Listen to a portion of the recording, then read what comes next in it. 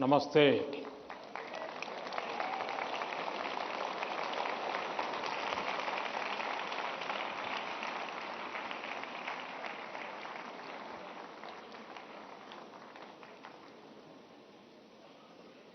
अभी मैं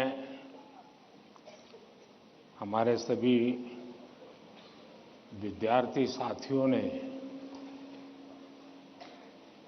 कुछ न कुछ इनोवेशन किए हैं, अलग अलग प्रकार की आकृतियां बनाई हैं, नेशनल एजुकेशन पॉलिसी को आकृतियों में ढालने का प्रयास किया है। जल, थल, नभ और स्पेस और एआई, इन सभी क्षेत्रों में देश की भावी पीढ़ी क्या सोचती है, उसके पास कैसे कैसे सॉल्यूशंस हैं, ये सारी चीजें मुझे देखने का अवसर मिला। ऐसा लगा कि अगर मेरे पास 5-6 घंटे होते तो भी कम पड़ जाते।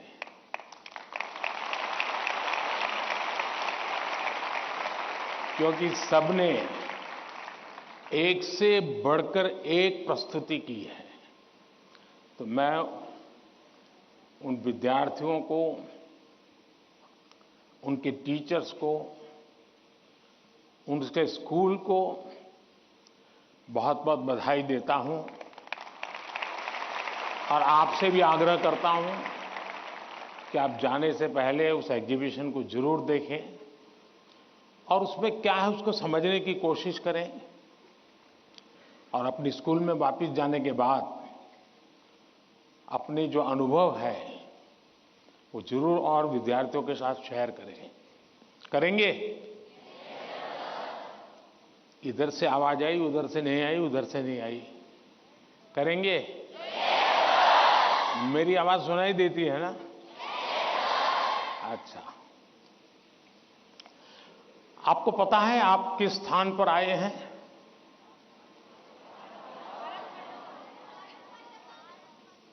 आप उस स्थान पर आए हैं जहां भारत मंडपम के प्रारंभ में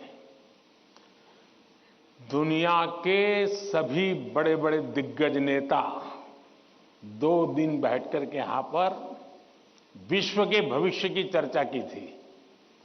आज आप उस जगह पे हैं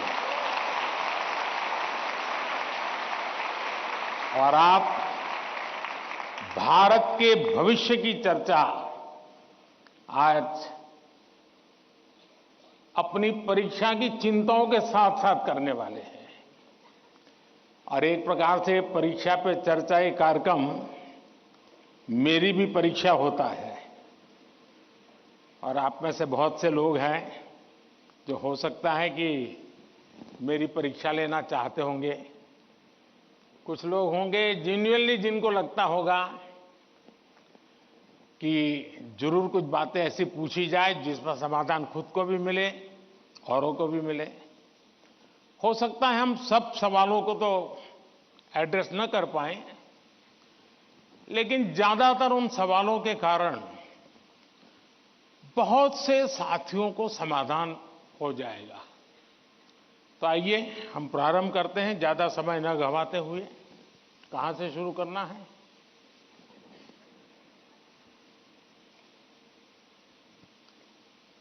प्रधानमंत्री जी, आपके प्रेरक वचनों के लिए हार्दिक आभार। यही जज्बा रहा तो मुश्किलों का हल निकलेगा। जमीन बंजर हुई तो क्या वहीं से जल निकलेगा। कोशिश जारी रख कुछ कर गुजरने की, इन्हीं रातों के दामन से सुनहरा कल निकलेगा। इन्हीं रातों के दामन से सुनहरा कल निकलेगा।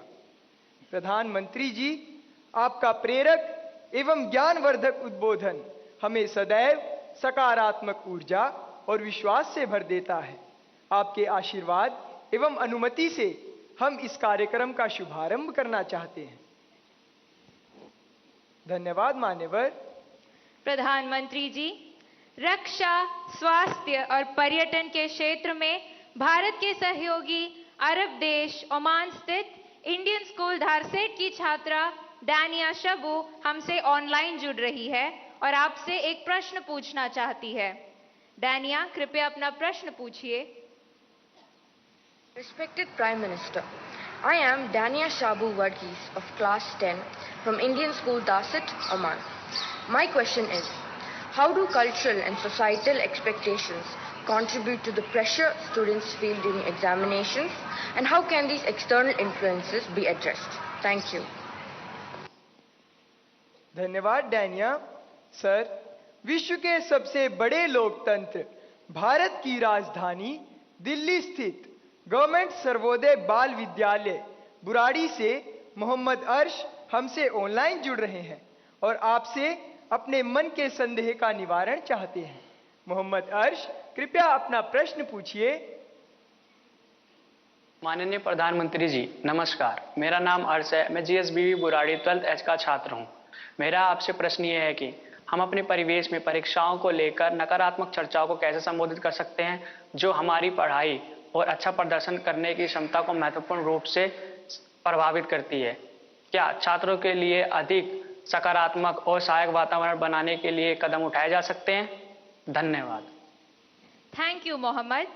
ओमान से डानिया शबू और दिल्ली से मोहम्मद अर्श तथा हमारे जैसे अनेक विद्यार्थी समाज और आसपास के लोगों की एक्सपेक्टेशंस के प्रेशर को हैंडल नहीं कर पाते।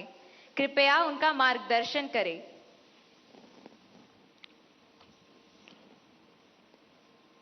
शायद मुझे बताया गया कि ये परीक्षा पे चर्चा का 7वां एपिसोड है और जितना मुझे याद है, मैंने देखा है कि ये प्रश्न हर बार आया है और अलग अलग तरीके से आया है। इसका मतलब ये है कि 7 साल में 7 अलग अलग बैचेज इस परिस्थितियों से गुजरी है और हर नई बैच को भी इन्हीं समस्याओं का सामना करना पड़ रहा है। अब विद्यार्थियों की बैच तो बदलती है, लेकिन टीचर की बैच इतनी जल्दी बदलती नहीं है। अगर टीचर्स ने इन अब तक जितने मेरे एपिसोड हुए हैं उसमें मैंने इन बातों का जो वर्णन किया है, अगर उसका कुछ न कुछ उन्होंने अपने स्कूल में एड्रेस किया हो तो शायद हम इस समस्या को धीरे धीरे कम कर सकते हैं। उसी प्रकार से हर परिवार में ज्यादातर हो सकता है बड़े बेटे ने या बेटी ने पहले एक आध बार ये ट्रायल हुआ हो, लेकिन उनके लिए ज्यादा एक्सपीरियंस नहीं है। लेकिन हर मां बाप ने किसी न किसी रूप में इस समस्या को जरूर अनुभव किया है। अब सवाल यह है कि इसका समाधान क्या हो। हम ये तो नहीं कह सकते भाई स्विच ऑफ, प्रेशर बंद, ऐसा तो नहीं कर सकते। तो हमने अपने आप को एक तो किसी भी प्रकार के प्रेशर को झेलने के लिए सामर्थ्यवान बनाना चाहिए। रोते बैठना नहीं चाहिए। मान के चलना चाहिए कि जीवन में आता रहता है, दबाव बनता रहता है, तो खुद को तैयार करना पड़ता है। अब जैसे कभी आप उस स्थान पे जाते हैं जहां ठंड ज्यादा है और आप किसी गर्म इलाके में रहते हैं, तो आप मन को तैयार करते हैं कि आज अब मुझे 3-4 दिन के बाद ऐसे इलाके में जाना है जहां ठंड ज्यादा है। तो मन से आप तैयार करते हैं तो धीरे धीरे तो लगता है, पहुंचने के बाद कभी लगता है यार मैंने तो सोचा था उससे तो ठंड कम है, क्योंकि आपने मन से तय कर लिया है। और इसलिए आप टेम्परेचर कितना है कितना नहीं वो देखने की जरूरत नहीं पड़ती, आपका मन तैयार हो जाता है। वैसे ही दबाव को हमने अपने तरीके से मन से एक बार इस स्थिति से जीतना है, ये तो संकल्प करना होता है। दूसरा, ये जरा दबाव के प्रकार देखें। एक तो दबाव होता है खुद ने ही जो अपने लिए तय करके रखा है कि सुबह 4 बजे उठना ही उठना है, रात को 11 बजे तक पढ़ना ही पढ़ना है, आपने तो इतने आंसर सॉल्व करके ही जीतना है, और बड़ा दबाव खुद ही अनुभव करते हैं। मैं समझता हूं हमने उतना स्ट्रेच नहीं करना चाहिए कि जिसके कारण हमारी एबिलिटी ही टूट जाए। हमने स्लोली इंक्रीमेंट करना चाहिए। चलिए भाई, कल मैंने 7 क्वेश्चन सॉल्व किए थे रात को, आज 8 करूंगा। फिर मुझे वरना मैं 15 तय करूं और 7 ही कर पाऊं तो सुबह उठता है, यार देखो कल तो कर नहीं पाए, आज करूंगा। तो एक खुद भी दबाव के प्रेशर पैदा करते हैं। हमने इसको थोड़ा साइंटिफिक तरीके से कर रहे हैं। दूसरा, माँ बाप प्रेशर पैदा करते हैं, ये क्यों नहीं किया, वो क्यों नहीं किया, क्यों सोता रहा, चलो जल्दी उठते नहीं हो, पता नहीं एग्जाम है, और यहां तक कहते हैं देख वो तेरा दोस्त क्या करता है, तू क्या करता है। ये सुबह शाम जो कमेंट्री चलती है, रनिंग कमेंट्री, और कभी माँ थक जाते हैं तो पापा की कमेंट्री शुरू होती है, कभी पापा थक जाते हैं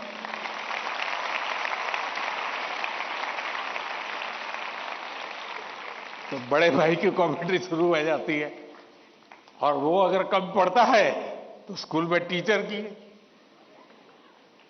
फिर या तो कुछ लोग ऐसे हैं, जा तुमको जो करना है कर लो, मैं अपना ऐसे ही रहूंगा।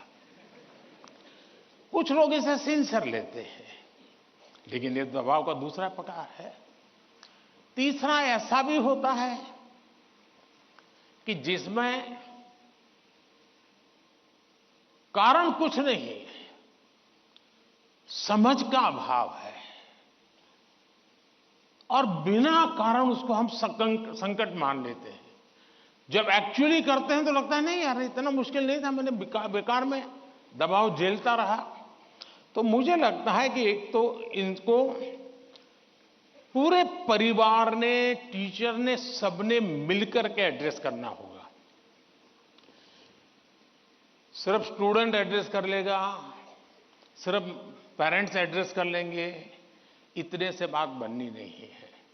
और मैं मानता हूं कि ये लगातार परिवारों में भी बातचीत होती रहनी चाहिए।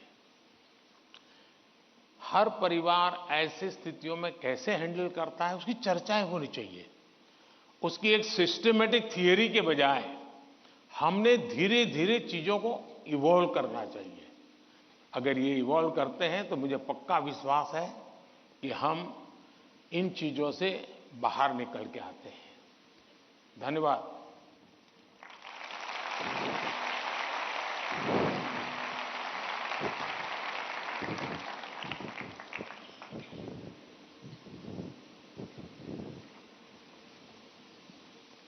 पीएम सर, प्रेशर झेलने का मार्ग सुझाने के लिए आपका धन्यवाद। वीर सावरकर के बलिदान के साक्षी एवं अनुपम प्राकृतिक सौंदर्य के लिए प्रसिद्ध अंडमान निकोबार द्वीप समूह से एक अभिभावक भाग्य लक्ष्मी जी हमसे वर्चुअल माध्यम से जुड़ रही हैं। भाग्य लक्ष्मी जी, अपना प्रश्न पूछिए। माननीय प्रधानमंत्री जी नमस्कार। एक अभिभावक होने के नाते मेरा आपसे सवाल है कि छात्रा पर जो पीर प्रेशर रहता है, जो कि एक तरह से दोस्ती की सुंदरता छीन लेता है और छात्राओं को अपने ही दोस्तों के साथ प्रतिस्पर्धा करा देता है, उस पर आपकी क्या राय है? कृपया मुझे समाधान दें। धन्यवाद। धन्यवाद भाग्य लक्ष्मी जी। विश्व को सत्य, अहिंसा और धर्म की त्रिमूर्ति प्रदान करने वाली भूमि गुजरात स्थित पंचमहल के जवाहर नवोदय विद्यालय की छात्रा दृष्टि चौहान प्रधानमंत्री जी आपसे अपनी समस्या का हल जानना चाहती हैं। दृष्टि, कृपया अपना प्रश्न पूछिए। माननीय प्रधानमंत्री जी नमस्कार। मैं दृष्टि चौहान जवाहर नवोदय विद्यालय पंचमहल में कक्षा 6 की छात्रा हूँ। मेरा आपसे यह प्रश्न है कि कभी कभी परीक्षा के प्रतिस्पर्धी माहौल में दोस्तों के साथ प्रतिस्पर्धा भी अधिक दबाव पैदा करती है। कृपया सुझाव दें कि इससे कैसे बचा जा सकता है। आप मुझे इस पर अपना मार्गदर्शन प्रदान करें। धन्यवाद सर। धन्यवाद दृष्टि। नेचुरल ब्यूटी से भरपूर, बारिश की पहली बूंदों से भीगने वाला राज्य केरल में स्थित केंद्रीय विद्यालय क्रमांक 1 कालीकट से स्वाति दिलीप हमसे ऑनलाइन जुड़ रही हैं और आपसे अपना प्रश्न पूछना चाहती हैं। स्वाति, कृपया अपना प्रश्न पूछिए। Namaskar, Honorable Prime Minister, sir. I am Swati Dilip, a class 11 student from PM Sri Kendriya Vidyalaya number 1 Calicut of Ernakulam region. Sir, could you please guide us on how in this competitive world we can avoid unhealthy and unnecessary competition and also how to not take peer pressure into our heads? Thank you, sir. धन्यवाद स्वाति। प्रधानमंत्री जी, कृपया भाग्य लक्ष्मी जी, दृष्टि और स्वाति द्वारा पूछे गए प्रश्नों में पीयर प्रेशर और कंपटीशन से होने वाली चिंता तथा इसके कारण रिश्तों में आने वाली कड़वाहट से कैसे बचें, कृपया मार्गदर्शन कीजिए।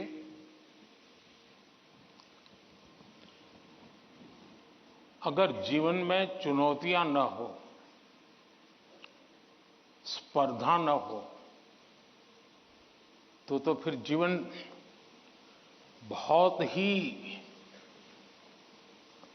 प्रेरणाहीन बन जाएगा, चेतनाहीन बन जाएगा। कंपटीशन होनी ही चाहिए, लेकिन जैसे एक सवाल में पूछा कालीकट से बच्ची ने, हेल्दी कंपटीशन, इसलिए कंपटीशन हेल्दी होना चाहिए। अब आपका जो सवाल है वो जरा डेंजर है और वो मुझे चिंता कराता है। शायद मुझे भी इस परीक्षा पे, चर्चा पे इस प्रकार का सवाल पहली बार आया है। देखिए, कभी कभी इस प्रवृत्ति का जहर, ये बीज पारिवारिक वातावरण में ही बो दिया जाता है। घर में भी माँ बाप, दो बच्चे हैं तो दोनों के बीच में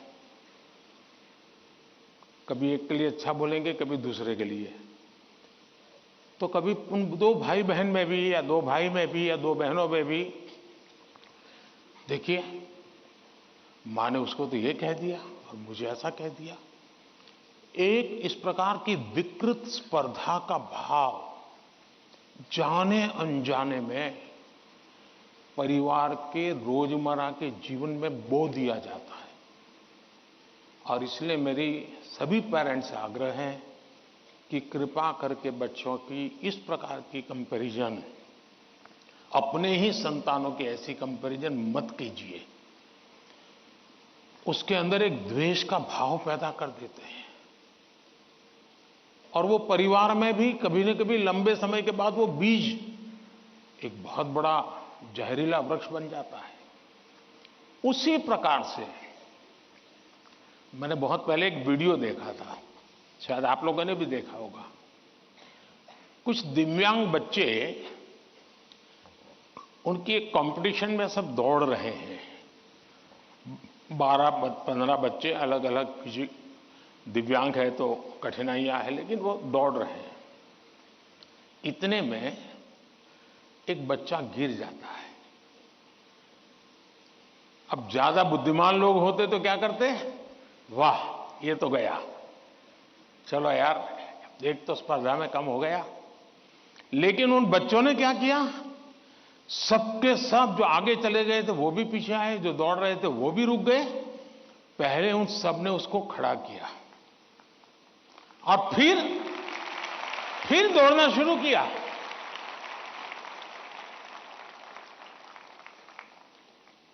सचमुच में ये वीडियो दिव्यांग बच्चों के जीवन का भले होगा, लेकिन हम लोगों को भी ये बहुत बड़ी प्रेरणा और बहुत बड़ा संदेश दे देता है। अब तीसरा विषय है कि आपके दोस्त से आपको किस चीज की स्पर्धा है भाई? मान लीजिए 100 मार्क्स का पेपर है। अगर आपका दोस्त 90 ले गया तो क्या आपके लिए 10 मार्क बचा है क्या? आपके लिए 10 मार्क बचा है क्या? आपके लिए भी तो 100 है ना? तो आपको उससे स्पर्धा नहीं करनी है, खुद से करनी है। खुद से करनी है कि वो 100 में से 90 लाया, मैं 100 में से कितना लाऊं। उससे द्वेष करने की जरूरत ही नहीं है। एक्चुअली तो वो आपके लिए इंस्पिरेशन बन सकता है। और अगर यही मानसिकता रहेगी तो क्या करेंगे आप? अपने से तेज तर्रार व्यक्ति को दोस्ती नहीं बनाएंगे। आप ऐसे जिसकी कुछ चलती नहीं बाजार में, उसी को दोस्त बनाएंगे और खुद बड़े ठेकेदार बन के घूमते रहोगे। सचमुच में तो हमसे प्रतिभावान दोस्त ढूंढने चाहिए। हमने जितने ज्यादा प्रतिभावान दोस्त मिलते उतना हमारा भी तो काम बढ़ता है, हमारा स्पिरिट भी तो बढ़ता है। और इसलिए कभी भी हमने इस प्रकार का ईर्ष्या भाव कतई ही अपने मन में नहीं आने देना चाहिए। और तीसरा, मां बाप के लिए भी बहुत बड़ा चिंता का विषय है। मां बाप हर बार अपने बच्चों को कोसते रहे, देख तू खेलता रहता है, देख वो किताबें पढ़ता है, तू ये करता रहता है, देख वो पढ़ता है। यानी वो भी हमेशा उसी का उदाहरण देते हैं। तो फिर आपके दिमाग में भी यही एक मानदंड बन जाता है। कृपा करके मां बाप इन चीजों से बचे। कभी कभी तो मैंने देखा है कि जो मां बाप अपने जीवन में ज्यादा सफल नहीं हुए हैं, जिनको अपने पराक्रम, अपनी सफलताएं, अपनी सिद्धियों के विषय में दुनिया को कुछ कहने को नहीं है, बताने को नहीं है, तो वे अपने बच्चों का रिपोर्ट कार्ड ही अपना विजिटिंग कार्ड बना देते हैं। किसी को मिलेंगे, अपने बच्चे की कथा सुनाएंगे। अब ये जो नेचर है वो भी एक प्रकार से बच्चे के मन में एक ऐसा भाव भर देता है कि मैं तो सब कुछ हूं, अब मुझे कुछ करने की जरूरत नहीं है। वो भी बहुत नुकसान करता है। सचमुच में तो हमें अपने दोस्त में से ईर्ष्या भाव के बजाय उसके सामर्थ्य को ढूंढने का प्रयास करना चाहिए। उसके अंदर अगर मैथमेटिक्स में एक्सपर्टाइज है, मेरी कम है, मेरे टीचर से ज्यादा अगर मेरा दोस्त मुझे मैथमेटिक्स में मदद करेगा तो वो मेरी साइकी समझ करके करेगा, और हो सकता है मैं भी उसी की तरह मैथमेटिक्स में आगे जाऊंगा। वो अगर लैंग्वेज में वीक है और मैं लैंग्वेज में मजबूत हूं, मैं अगर लैंग्वेज में उसकी मदद करता हूं तो हम दोनों को एक दूसरे की ताकत जोड़ेगी और हम अधिक सामर्थ्यवान बनेंगे। और इसलिए कृपा करके हम अपने दोस्तों से स्पर्धा और ईर्ष्या के भाव में न डूबें। और मैंने तो ऐसे लोग देखे हैं कि खुद फेल हो जाए, लेकिन अगर दोस्त सफल हुआ है तो मिठाई वो बांटता है। मैंने ऐसे भी दोस्त देखे हैं कि जो बहुत अच्छे नंबर से आए हैं लेकिन दोस्त नहीं आया, इसलिए उसने अपने घर में पार्टी नहीं की, फेस्टिवल नहीं मनाया। क्यों? मेरा दोस्त पीछे रह गया। ऐसे भी तो दोस्त होते हैं। और क्या दोस्ती लेन देन का खेल है क्या?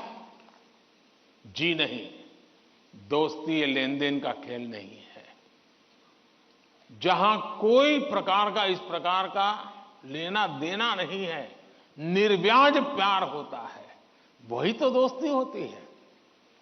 और ये जो दोस्ती होती ना, वो स्कूले छोड़िए जिंदगी भर आपके साथ रहती है। और इसलिए कृपा करके दोस्त हमसे ज्यादा तेजस्वी तपस्वी हमें चुनने चाहिए और हमेशा उनसे सीखने का प्रयास करना चाहिए। धन्यवाद।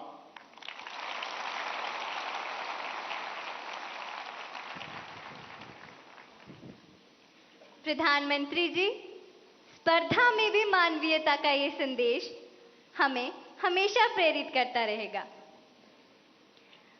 भारत का दक्षिण पूर्वी राज्य, कृषि प्रधान प्रदेश, तिरुमलई की पवित्र भूमि, आंध्र प्रदेश स्थित ZP high school Uparapalli, Anakapalli जिले के संगीत शिक्षक श्री कोंडा कांची संपतराव जी हमारे साथ ऑनलाइन माध्यम से जुड़ रहे हैं और आपसे प्रश्न पूछना चाहते हैं। संपतराव जी, कृपया अपना प्रश्न पूछिए। प्रधानमंत्री वर्य वाరికి नमस्कारांजलि। मेरा नाम कोंडकांची संपतराव है और मैं ZP high school Uparapalli, Anakapalli district, Andhra Pradesh में शिक्षक हूँ। सर, मेरा आपसे यह प्रश्न है कि एक शिक्षक के रूप में मैं किन तरीकों से अपने छात्रों को परीक्षा देने में तनाव मुक्त बनाने में मदद कर सकता हूं? कृपया इस पर मेरा मार्गदर्शन कीजिए। धन्यवाद। धन्यवाद सर। भारत के पूर्व में चाय बागानों तथा सुंदर पर्वतीय प्रदेश, ब्रह्मपुत्र की भूमि, असम के शिवसागर स्थित हाशारा हाई स्कूल से एक टीचर बंटी मेधी जी, जो कि सभागार में उपस्थित है, प्रधानमंत्री जी से एक प्रश्न पूछना चाहती हैं। मैम, कृपया अपना प्रश्न पूछिए। नमस्कार। Honourable prime minister sir, I am Bonti Medhi, a teacher from Sibsagar district, Assam. My question is, what should be the role of a teacher in motivating students? Please guide us. Thank you. धन्यवाद ma'am. प्रधानमंत्री जी, कृपया आंध्र प्रदेश के संगीत शिक्षक श्री संपतराव जी और सभागार में उपस्थित शिक्षिका बंटी मेथी जी द्वारा पूछे गए इन प्रश्नों में वे परीक्षा के समय शिक्षकों की भूमिका के विषय में जानना चाहते हैं कि वे किस प्रकार विद्यार्थियों को तनाव मुक्त रहने में सहायता करें। कृपया समस्त शिक्षक वर्ग का मार्गदर्शन कीजिए। पहले तो मैं समझता हूं जो संगीत के टीचर हैं वो तो अपने क्लास नहीं, पूरी स्कूल के बच्चों का तनाव खत्म कर सकते हैं।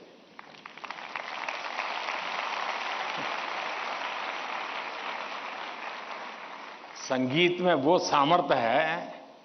हाँ, अगर हम कान बंद कर करके संगीत में बैठे हैं, कभी कभी ऐसा होता है कि हम होते हैं, संगीत बज तो रहा है लेकिन हम कहीं और होते हैं और इसलिए हम उसका आनंद अनुभव नहीं कर पाते हैं। मैं समझता हूं कि किसी भी टीचर के मन में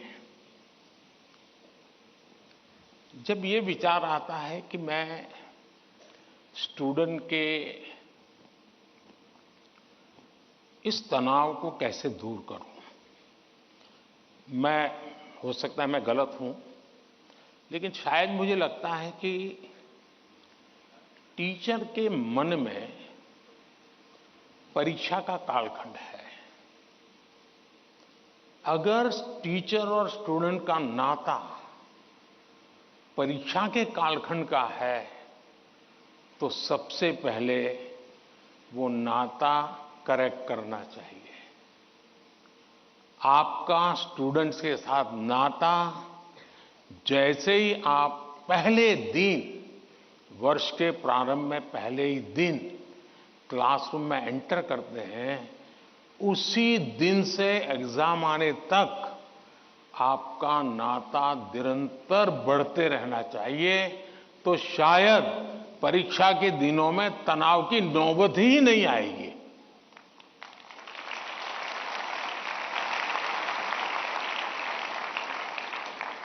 आप सोचिए, आज मोबाइल का जमाना है, स्टूडेंट के पास भी आपका मोबाइल होगा ही होगा। क्या कभी किसी स्टूडेंट ने आपको फोन किया है, कॉल पर कांटेक्ट किया है कि मुझे ये तकलीफ हो रही है, मैं चिंता में हूं? कभी नहीं किया होगा। क्यों? क्योंकि उसे लगता ही नहीं है कि मेरी जिंदगी में आपका कोई विशेष स्थान है। उसको लगता है कि आपका मेरा नाता सब्जेक्ट है, मैथ्स है, केमिस्ट्री है, लैंग्वेज है।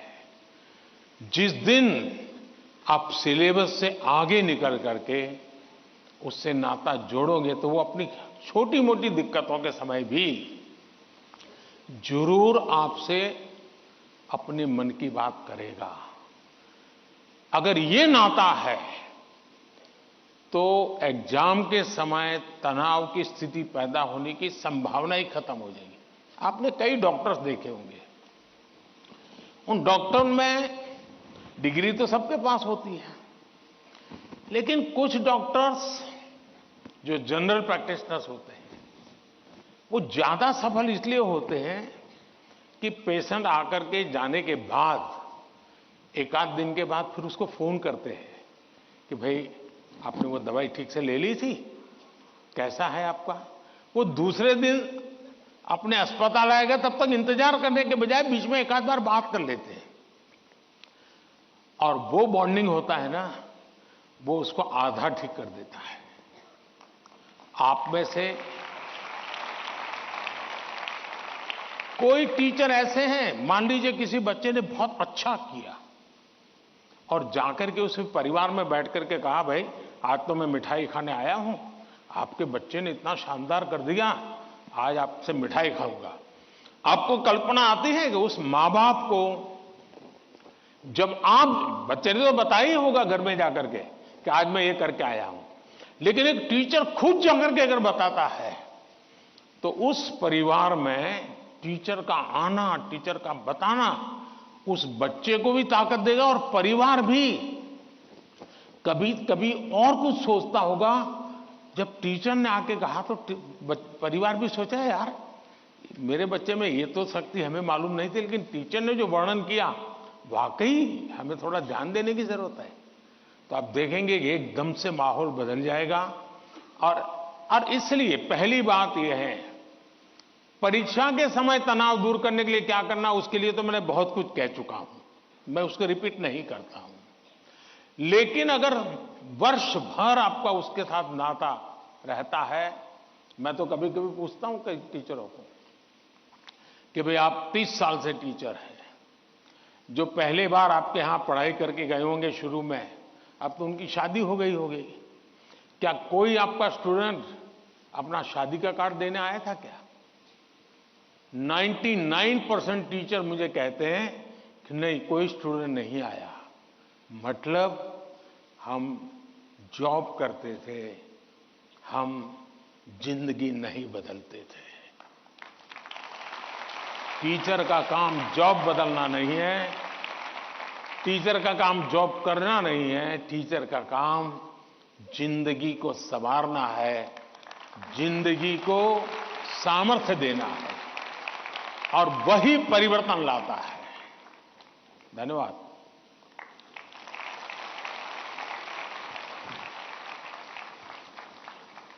शिक्षक एवं शिष्य के संबंधों में आपसी विश्वास महत्वपूर्ण है।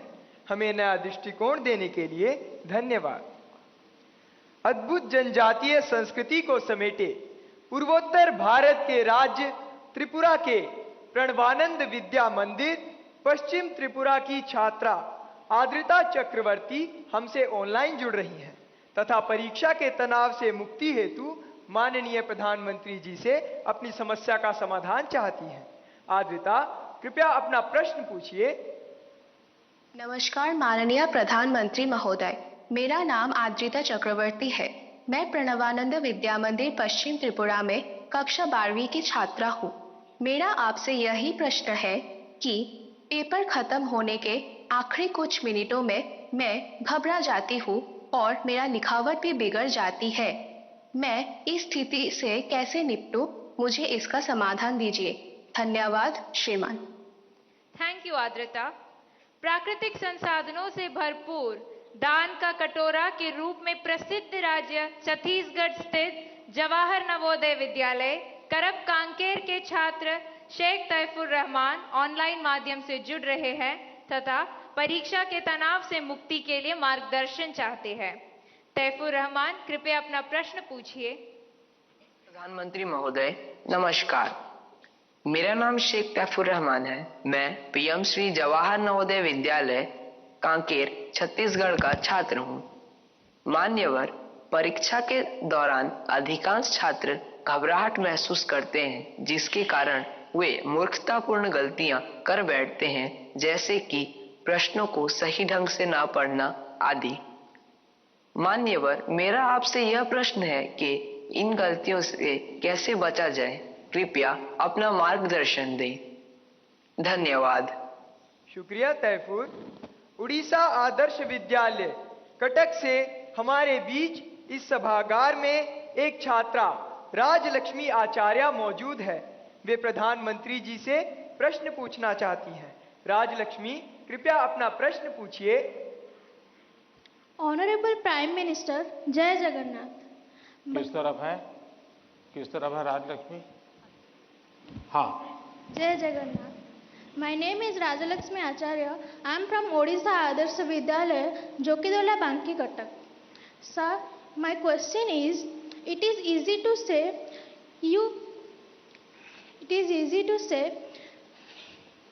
you face exam with a cool mind, but in exam hall the situation is so scary, like don't move, look straight and so on. Then how can it be so cool? Thank you, sir. धन्यवाद राजलक्ष्मी। प्रधानमंत्री जी, अद्रिता, तैफुर और राजलक्ष्मी और इनके जैसे अनेक विद्यार्थियों द्वारा परीक्षा पे चर्चा के पिछले सभी संस्करणों में प्राय यह प्रश्न पूछा जाता रहा है और अब भी ये प्रश्न कुछ विद्यार्थियों के चिंता का कारण बना हुआ है कि वे परीक्षा के दौरान होने वाले तनाव का सामना कैसे करें। कृपया इनका मार्गदर्शन कीजिए। घूम फिर करके फिर तनाव आ गया। अब ये तनाव से मुक्ति कैसे हो? आप देखिए कैसी गलती होती है। कुछ गलतियां यानी रोजमर्रा की हम थोड़ा ऑब्जर्व करें तो पता चलेगा।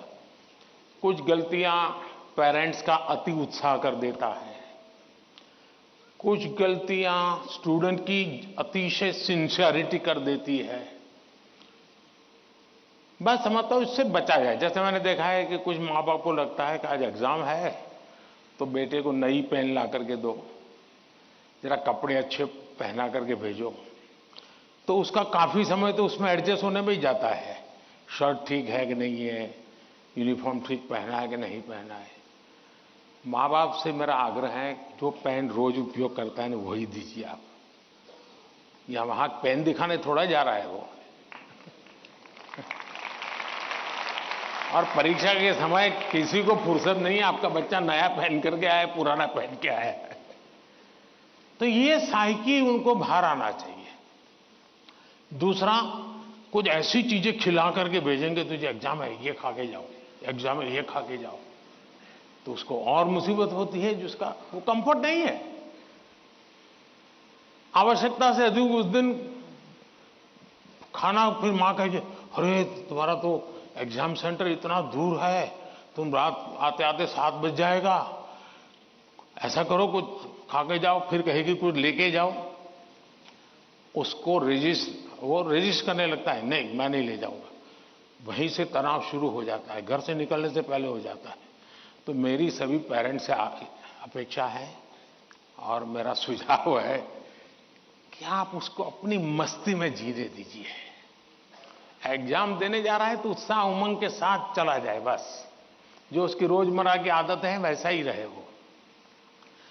फिर जो सिंसियर स्टूडेंट है उनका प्रॉब्लम क्या होता है, दरवाजे तक किताब छोड़ते नहीं, दरवाजे तक। अब आप अचानक इस प्रकार से इवन रेलवे स्टेशन पर भी जाते हैं ना, तो कभी ट्रेन की एंट्री और आपकी एंट्री ऐसा होता है क्या? आप 5-10 मिनट पहले जाते हैं, प्लेटफॉर्म पर खड़े रहते हैं, कहाँ आपका डिब्बा आएगा उसका अनुमान लगाते हैं, फिर उस जगह पे जाते हैं, फिर सोचते हैं कि पहले कौन सा लगेज अंदर ले जाऊंगा, फिर कौन सा, यानी मन आपका तुरंत अपने आप को ट्रेन आने से पहले ही सेट करने लग जाता है। वैसे ही आपका जो एग्जामिनेशन हॉल है, हो सकता है वो कोई सुबह से आपके लिए खोल के नहीं रखेंगे, लेकिन 10-15 मिनट पहले तो अलाउ कर ही देते हैं। तो आराम से जैसे ही खुले अंदर पहुंच जाइए और आराम से बैठिए मस्ती से। जरा पुरानी कोई हंसी मजाक की चीजें हैं तो उसको जरा याद कर लीजिए, और दोस्ती बगल में तो एक आध चुटकुला सुना दीजिए। हंसी मजाक में पल 5-10 मिनट बिता दीजिए। कुछ नहीं है जान पाने, कम से कम एक डीप ब्रीथिंग करिए, बहुत गहरा सांस लीजिए, धीरे धीरे 8-10 मिनट खुद के लिए जिए। आप खुद में खो जाइए, एग्जाम से बाहर निकल जाएंगे। और फिर जब आपके हाथ में क्वेश्चन पेपर आएगा तो आप कंफर्ट होंगे। वरना क्या होता है, वो आया कि नहीं, वो देखा कि नहीं, वो कैसा है, फला नहीं, टीचर कहाँ दिखता है, सीसीटीवी कैमरा है। अरे आपका क्या काम है जी, सीसीटीवी कैमरा किसी भी कोने पर पड़ा है, तेरा क्या लेना देना है जी। हम इन्हीं चीजों में लटके रहते हैं जी, और वही बिना कारण हमारी शक्ति समय वेस्ट करता है। हमने खुद में ही खोए रहना चाहिए। और जैसा ही क्वेश्चन पेपर आ जाए तो कभी कभी तो आपने देखा होगा कि अगर आप फर्स्ट बेंच पर आपका नंबर आया है, लेकिन क्वेश्चन पेपर वो पीछे से बांटना शुरू करता है, तो आपका दिमाग फटकता है।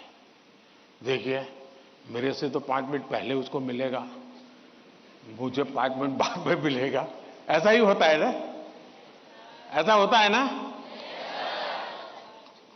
अब ऐसी चीजों में अपना दिमाग खपाओगे कि पहले क्वेश्चन पेपर मुझे मिला कि 20 नंबर के बाद मिला, तो आप अपनी एनर्जी, आप परिस्थिति तो पलट नहीं सकते। टीचर ने वहां से क्यों कि आप खड़े होकर नहीं कह सकते पहले मेरे से दो, ऐसा तो नहीं कर सकते।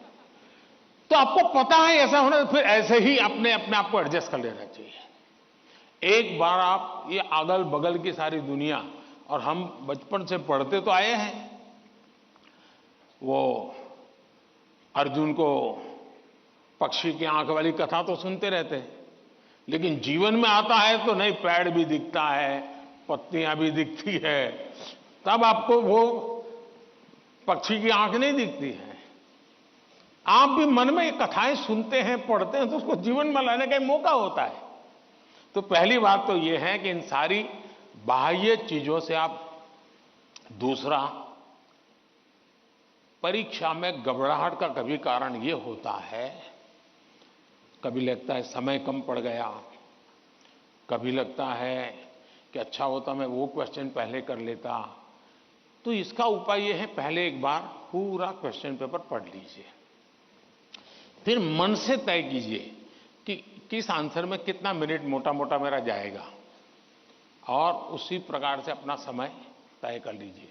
अब खाना खाते हैं, आप खाने के लिए बैठते हैं तो घड़ी देख करके थोड़े खाते, भाई 20 मिनट में खाना खाना है। तो खाते खाते आदत हो ही जाती है, हाँ भैया इतने में 20 मिनट भी हो गया और खाना भी हो गया। इसके लिए कोई घड़ी और कोई बेल थोड़ा बचता है कि चलो अब खाना शुरू करो, अब खाना बंद करो, ऐसा तो होता नहीं है। तो ये प्रैक्टिस है। दूसरा मैंने देखा है कि आजकल जो सबसे बड़ी समस्या है, जिसके कारण ये समस्या, आप मुझे बताइए, आप एग्जाम देने जाते हैं, मतलब आप फिजिकली क्या करते हैं? आप फिजिकली पेन हाथ में पकड़ करके लिखते हैं, यही करते हैं ना। दिमाग अपना काम करता है, लेकिन आप क्या करते हैं? लिखते हैं। आज के युग में आईपैड के कारण, कंप्यूटर के कारण, मोबाइल के कारण मेरी लिखने की आदत धीरे धीरे कम हो गई है। जबकि एग्जाम में लिखना होता है। इसका मतलब हुआ कि मुझे अगर एग्जाम के लिए तैयार करना है तो मुझे अपने आप को लिखने के लिए भी तैयार करना है। आजकल बहुत कम लोग हैं जिनको लिखने की आदत है, और इसलिए डेली जितना समय आप अपने पठन पाठन में लगाते हैं स्कूल के बाद, उसका मिनिमम 50% टाइम आप खुद अपनी नोटबुक के अंदर कुछ न कुछ लिखेंगे। हो सके तो उस विषय पर लिखेंगे, और 3 बार 4 बार खुद का लिखा हुआ पढ़ेंगे और खुद का लिखा हुआ करेक्ट करेंगे।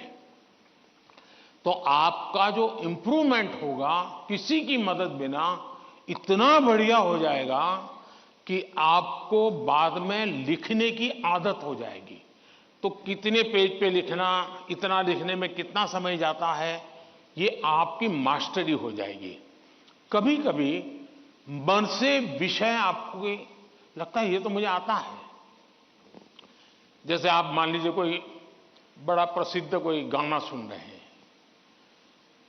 गाना बज रहा है तो आपको लगता है ये गाना तो मुझे आता है क्योंकि आपने बहुत बार सुना है। लेकिन एक बार गाना बंद करके जरा कागज पे लिखो ना वो गाना आता है क्या, तो पता चलेगा नहीं यार, सुनते समय जो मेरा कॉन्फिडेंस था, मुझे अच्छा लगता था और आता था, हकीकत में मुझे आता नहीं था। मुझे वहां से प्रॉम्प्टिंग होती थी, इसलिए मुझे वो लाइन याद आ जाती थी, और उसमें भी परफेक्ट शब्द के संबंध में जब बात आएगी तो मैं पीछे रह जाऊंगा।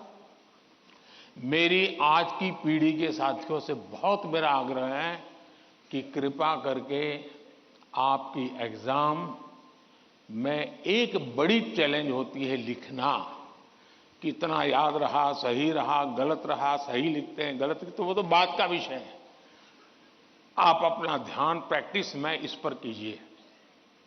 अगर ऐसी कुछ चीजों पर अगर आप ध्यान केंद्रित करेंगे, मुझे पक्का विश्वास है कि एग्जाम हॉल में बैठने के बाद जो अनकंफर्ट या प्रेशर फील करते हैं वो आपको लगेगा ही नहीं, क्योंकि आप आदी हैं। अगर आपको तैरना आता है तो पानी में जाने से डर नहीं लगता है आपको, क्योंकि आप तैरना जानते हैं।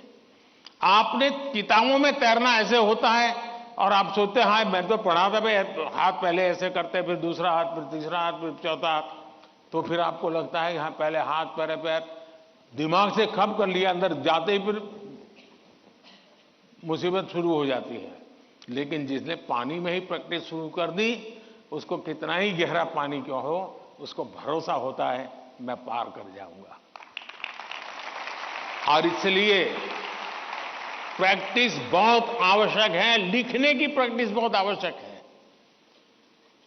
और लिखना जितना होगा शार्पनेस ज्यादा आएगी, आपके विचारों में भी शार्पनेस आएगी। और अपनी लिखी हुई चीज को 3 बार 4 बार पढ़ के खुद करेक्ट कीजिए। जितना ज्यादा खुद करेक्ट करोगे, आपकी उस पर ग्रिप बहुत ज्यादा आएगी, तो आपको अंदर बैठ करके कोई प्रॉब्लम नहीं होगा। दूसरा, अगल बगल में वो बड़ी स्पीड से लिख रहा है, मैं तो तीसरे क्वेश्चन पे अड़ा हुआ हूं, वो तो 7वें पर चला गया। दिमाग इसमें मत खपाइए बाबा, वो 7 में पहुंचे, 9 में पहुंचे, करे न करे, वो पता नहीं, वो सिनेमा की स्टोरी लिखता होगा। तुम अपने पर भरोसा करो, तुम अपने पर भरोसा करो। अगल बगल में कौन क्या करता है छोड़ो। जितना ज्यादा अपने आप पर फोकस करोगे, उतना ही ज्यादा आपका क्वेश्चन पेपर पर फोकस होगा। जितना ज्यादा क्वेश्चन पेपर पर फोकस होगा, इतना ही आपके आंसर के एक एक शब्द पर हो जाएगा, और अल्टीमेटली आपको परिणाम उचित मिल जाएगा। धन्यवाद।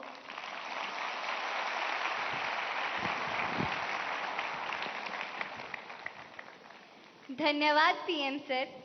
तनाव प्रबंधन का ये सूत्र जीवन भर हमें प्रेरित करेगा।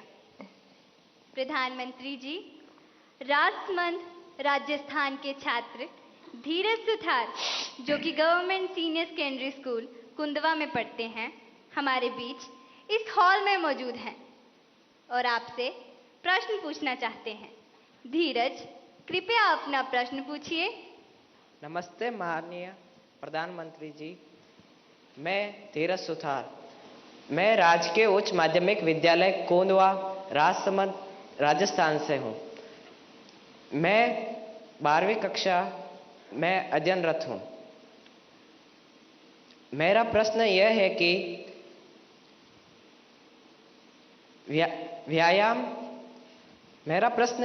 कि व्यायाम के साथ साथ पढ़ाई को कैसे मैनेज करें, क्योंकि शारीरिक स्वास्थ्य भी उतना ही जरूरी है जितना कि मानसिक स्वास्थ्य। कृपया मार्गदर्शन करें। धन्यवाद सर। आपका शरीर देख करके लगता है मुझे आपने सही सवाल पूछा है।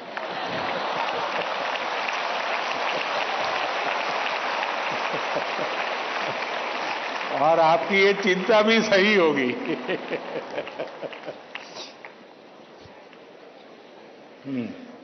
धन्यवाद धीरज। अपनी सांस्कृतिक परंपरा और बर्फीली चोटियों पर तैनात सेना के जाबाजों के शौर्य के लिए विख्यात उत्तर भारत के प्रमुख केंद्र शासित प्रदेश लद्दाख के पीएम श्री केंद्रीय विद्यालय कारगिल की छात्रा नजमा खातून हमसे ऑनलाइन माध्यम से जुड़ रही हैं और प्रधानमंत्री जी आपसे प्रश्न पूछना चाहती हैं। नजमा, कृपया अपना प्रश्न पूछिए। माननीय प्रधानमंत्री जी नमस्कार। मेरा नाम नजमा खातून है। मैं पीएम श्री केंद्रीय विद्यालय कारगिल लद्दाख में पढ़ती हूँ। मैं कक्षा 10वीं की छात्र हूँ। मेरा आपसे प्रश्न यह है कि परीक्षा की तैयारी और स्वस्थ जीवन शैली बनाए रखने के बीच संतुलन कैसे बना सकते हैं? धन्यवाद। शुक्रिया नजमा। पूर्वोत्तर भारत के रत्न जनजातीय बहुल राज्य अरुणाचल प्रदेश के नाहरलोगुन गवर्नमेंट हायर सेकेंडरी स्कूल से एक शिक्षिका टॉबी लामी जी इस सभागार में उपस्थित हैं और प्रधानमंत्री जी से प्रश्न पूछना चाहती हैं। नमस्कार माननीय प्रधानमंत्री जी, मेरा नाम तोबी लोमी है। मैं एक शिक्षिका हूँ। मैं government higher secondary school Naharlagun Arunachal Pradesh से आई हूँ। मेरा प्रश्न है, विद्यार्थी खेल कूद नहीं बल्कि पढ़ाई में मुख्य रूप से क्या और कैसे ध्यान केंद्रित कर सकते हैं? कृपया मार्गदर्शन करें। धन्यवाद सर। धन्यवाद मैम। प्रधानमंत्री जी, धीरज, नजमा और तोबी जी पढ़ाई और हेल्दी लाइफ में सामंजस्य कैसे स्थापित करें, इस विषय पर आपका मार्गदर्शन चाहते हैं।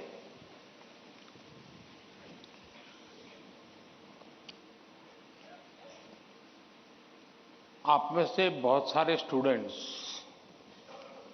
मोबाइल फोन का उपयोग करते होंगे और कुछ लोग होंगे शायद उनको घंटों तक मोबाइल फोन की आदत हो गई होगी। लेकिन क्या कभी ऐसा विचार आया मन में कि नहीं मैं रिचार्जिंग में फोन रखूंगा तो मेरा मोबाइल का उपयोग कम हो जाएगा, इसलिए रिचार्जिंग नहीं करूंगा। अगर रिचार्जिंग नहीं करूंगा तो मोबाइल काम करेगा क्या? करेगा क्या? तो मोबाइल जैसी चीज जो रोजमर्रा देखते हैं उसको भी चार्जिंग करना पड़ता है नहीं करना पड़ता है? अरे जवाब तो दीजिए। रिचार्ज करना पड़ता है नहीं करना पड़ता है? अगर मोबाइल को करना पड़ता है तो ये बॉडी को करना चाहिए कि नहीं करना चाहिए?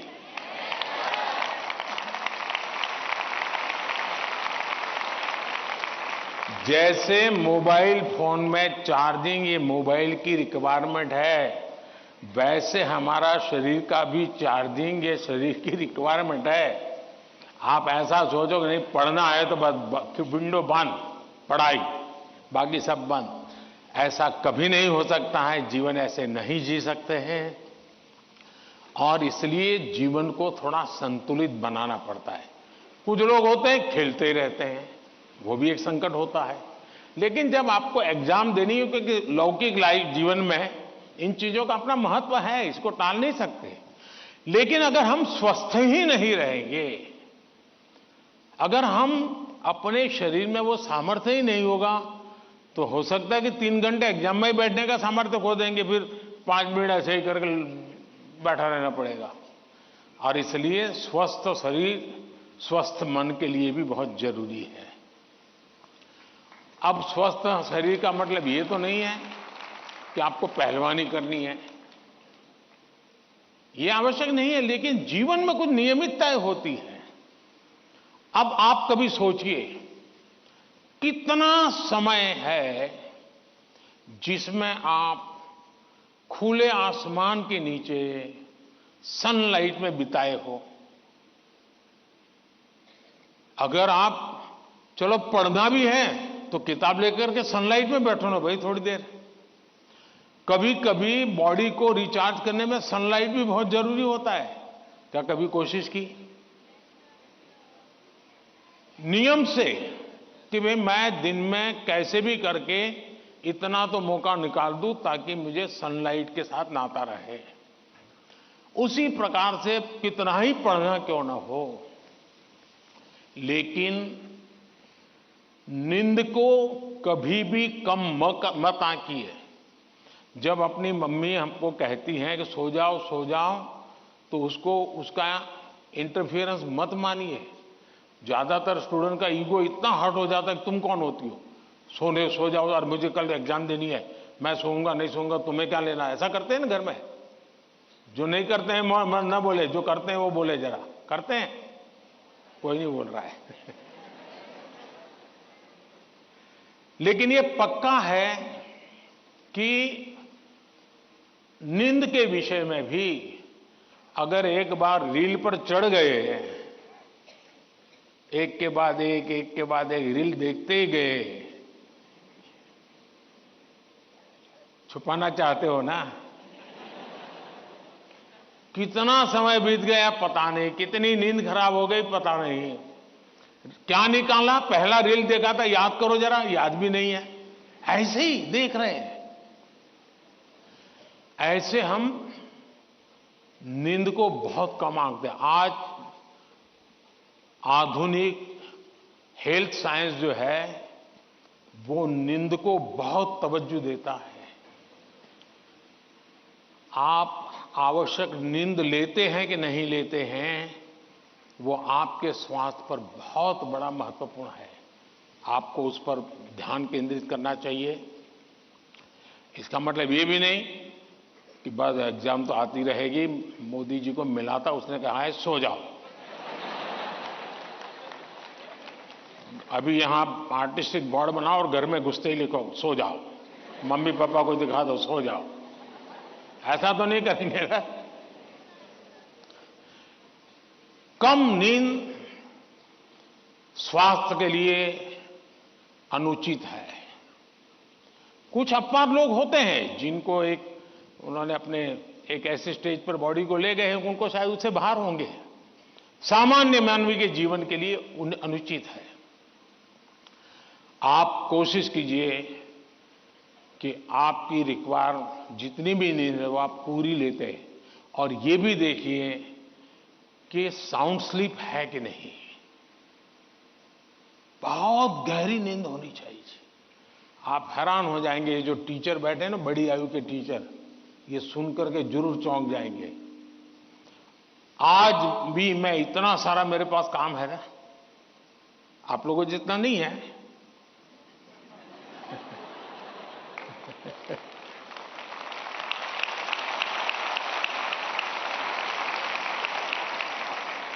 लेकिन 365 दिन कोई अपवाद नहीं, अगर मैं बिस्तर पे लेटा नहीं कि 30 सेकंड में डीप स्लीप की तरफ नहीं चला गया था, होता नहीं।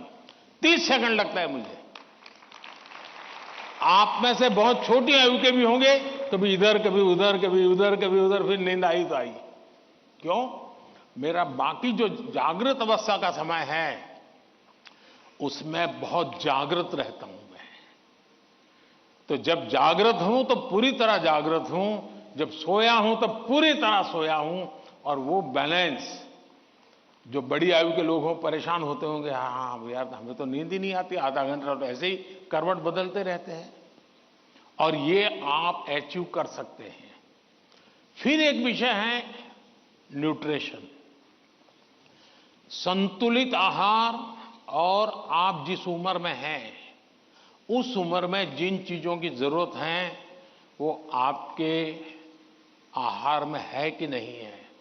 एक चीज पसंद है, बस खाते रहते हो, पेट भर जाता है, कभी मन भर जाता है, लेकिन शरीर की आवश्यकताएं पूरी नहीं करता है। 10th 12th का एक कालखंड ऐसा है जब आपके पास एग्जाम का वातावरण है, तो एक बार तय कीजिए कि मेरे शरीर को जितनी रिक्वायरमेंट है वो मैं लेता हूं। माँ बाप भी बच्चे को ऐसा ना करें, नहीं नहीं आज तो हलवा बनाया, जरा ज्यादा खा ले। कभी माँ बाप को भी लगता है कि क्वांटिटी ज्यादा खिला दी तो बच्चा आज खुश है। जी नहीं, उसके शरीर, और इसके लिए कोई अमीरी गरीबी का मुद्दा नहीं है। जो उपलब्ध चीजें होती है उसी में से मिल जाता है जी, उसमें सारी चीजें रहती हैं। कम से कम खर्च वाली भी चीजें होती हैं जो हमारे न्यूट्रिशन को कैर कर सकती है। और इसलिए हमारे आहार में संतुलन, ये भी स्वास्थ्य के लिए उतना ही जरूरी है। और फिर एक्सरसाइज, हमने पहलवानी वाली एक्सरसाइज करे या ना करे अलग बात है, लेकिन फिटनेस के लिए एक्सरसाइज करना चाहिए। जैसे डेली टूथब्रश करते हैं ना, वैसे ही नो कॉम्प्रोमाइज एक्सरसाइज करनी चाहिए।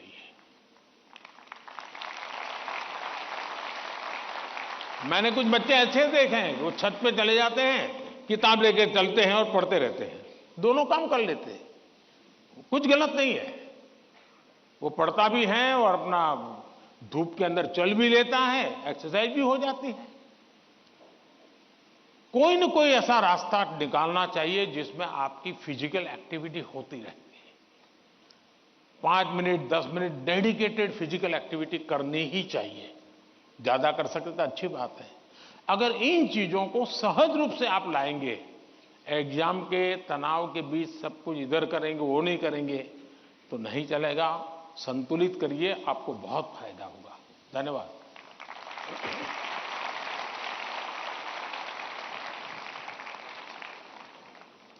पीएम सर, आपने एग्जाम वॉरियर में भी हमें यही संदेश दिया है, जितना खेलोगे उतना खिलोगे। Thank you PM sir. Rabindranath Tagore Vande Mataram की अमर भूमि, समृद्ध कला कौशल से भरपूर राज्य बंगाल के नॉर्थ 24 परगना स्थित केंद्रीय विद्यालय की छात्रा मधुमिता मल्लिक हमसे वर्चुअल माध्यम से प्रश्न पूछना चाहती है। मधुमिता, कृपया अपना प्रश्न पूछिए। माननीय प्रधानमंत्री महोदय, नमस्कार। मेरा नाम मधुमिता मल्लिक है। मैं पीएम श्री केंद्रीय विद्यालय बैरकपुर थलसेना, कोलकाता संभाग की 11वीं विज्ञान की छात्रा हूँ। मेरा आपसे यह प्रश्न है, आप उन छात्रों को क्या सलाह देना चाहेंगे जो अपने करियर के बारे में अनिश्चित हैं या किसी विशेष करियर या पेशे को चुनने के बारे में दबाव महसूस करते हैं? कृपया इस विषय पर मुझे मार्गदर्शन करें। धन्यवाद महोदय।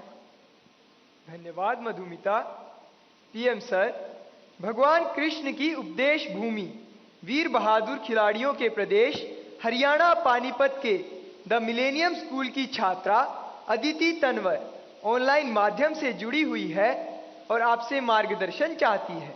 अदिति, कृपया अपना प्रश्न पूछिए। माननीय प्रधानमंत्री जी, नमस्कार।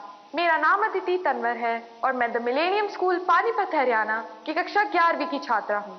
मेरा आपसे प्रश्न यह है कि मैंने ह्यूमैनिटीज को अपने विषय के रूप में चुना है और लोग रोज मुझ पर ताने कसते हैं। मुझे यह विषय पसंद है इसलिए मैंने इसे चुना है, पर कभी कभी तानों को संभालना मुश्किल हो जाता है।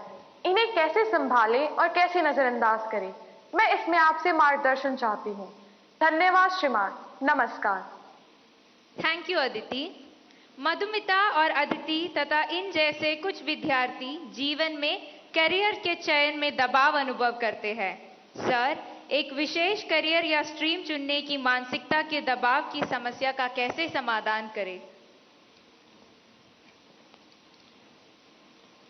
मुझे नहीं लगता है कि आप स्वयं कंफ्यूज हैं, आप स्वयं उलझन में हैं, ऐसा मुझे नहीं लगता है। हकीकत यह है कि आपको अपने पर भरोसा नहीं है, आपका अपने सोचने के संबंध में दुविधा है। और इसलिए आप 50 लोगों को पूछते रहते हैं, क्या लगता है ये करूं तो, क्या लगेगा ये करूं तो। आप खुद को जानते नहीं हैं और उसके कारण आप किसी के एडवाइस पर डिपेंडेंट रहते हो। और जो व्यक्ति ज्यादा अच्छा लगता है आपको और जो एडवाइस आपको सबसे सरल लगती है, आप उसी को एडॉप्ट कर लेते हो। अब जैसे मैंने कहा कि खेलो, और बहुत कुछ होंगे जो आज कल बोर्ड लेकर के घर जाएंगे, मोदी जी ने कहा है खेलो खिलो खेलो खिलो, अब मैं पढ़ूंगा नहीं, बस। क्यों? उसने अपनी चीज पसंद कर ली है। मैं समझता हूं कि सबसे बुरी जो स्थिति है ना, वो कंफ्यूजन है।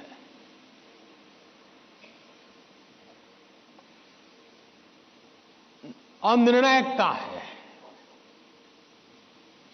अनिर्णायकता, आपने देखा होगा पुराने जमाने में ऐसी कथा चलती थी, कोई गाड़ी लेकर के जा रहा था और कुत्ता तय नहीं कर पाया, इधर जाओ उधर जाओ, और आखिरकार वो नीचे आ गया। यही होता है, अगर उसको पता है कि मैं उधर चला जाऊं तो हो सकता है कि वो ड्राइवर भी उसको बचा ले, लेकिन इधर गया इधर गया इधर गया तो ड्राइवर कितना ही एक्सपर्ट होगा, नहीं बचा पाएगा। हमें अनिश्चितता से भी बचना चाहिए, अनिर्णायकता से बचना चाहिए, और निर्णय करने से पहले सारी चीजें हमने उसको जितने तराजू पर तोल सकते हैं तोलना चाहिए। दूसरा, कभी कभी कुछ लोगों को लगता है कि फलानी चीज वैसी है, ठीक नहीं चीज। अब मुझे बताइए, स्वच्छता का विषय अगर प्रधानमंत्री के रूप में देखें तो बहुत मामूली विषय है कि नहीं है? बहुत मामूली विषय है कि नहीं है? कोई भी कहेगा यार पीएम को इतने सारे काम है, ये स्वच्छता स्वच्छता करता रहता है। लेकिन जब मैंने उसके अंदर अपना मन लगा दिया, हर बार मैंने उसको अपना एक महत्व का साधन बना दिया, आज स्वच्छता देश का प्राइम एजेंडा बन गया कि नहीं बन गया? स्वच्छता तो छोटा विषय था, लेकिन अगर मैं उससे जान मैंने भर दी तो वो बहुत बड़ा बन गया।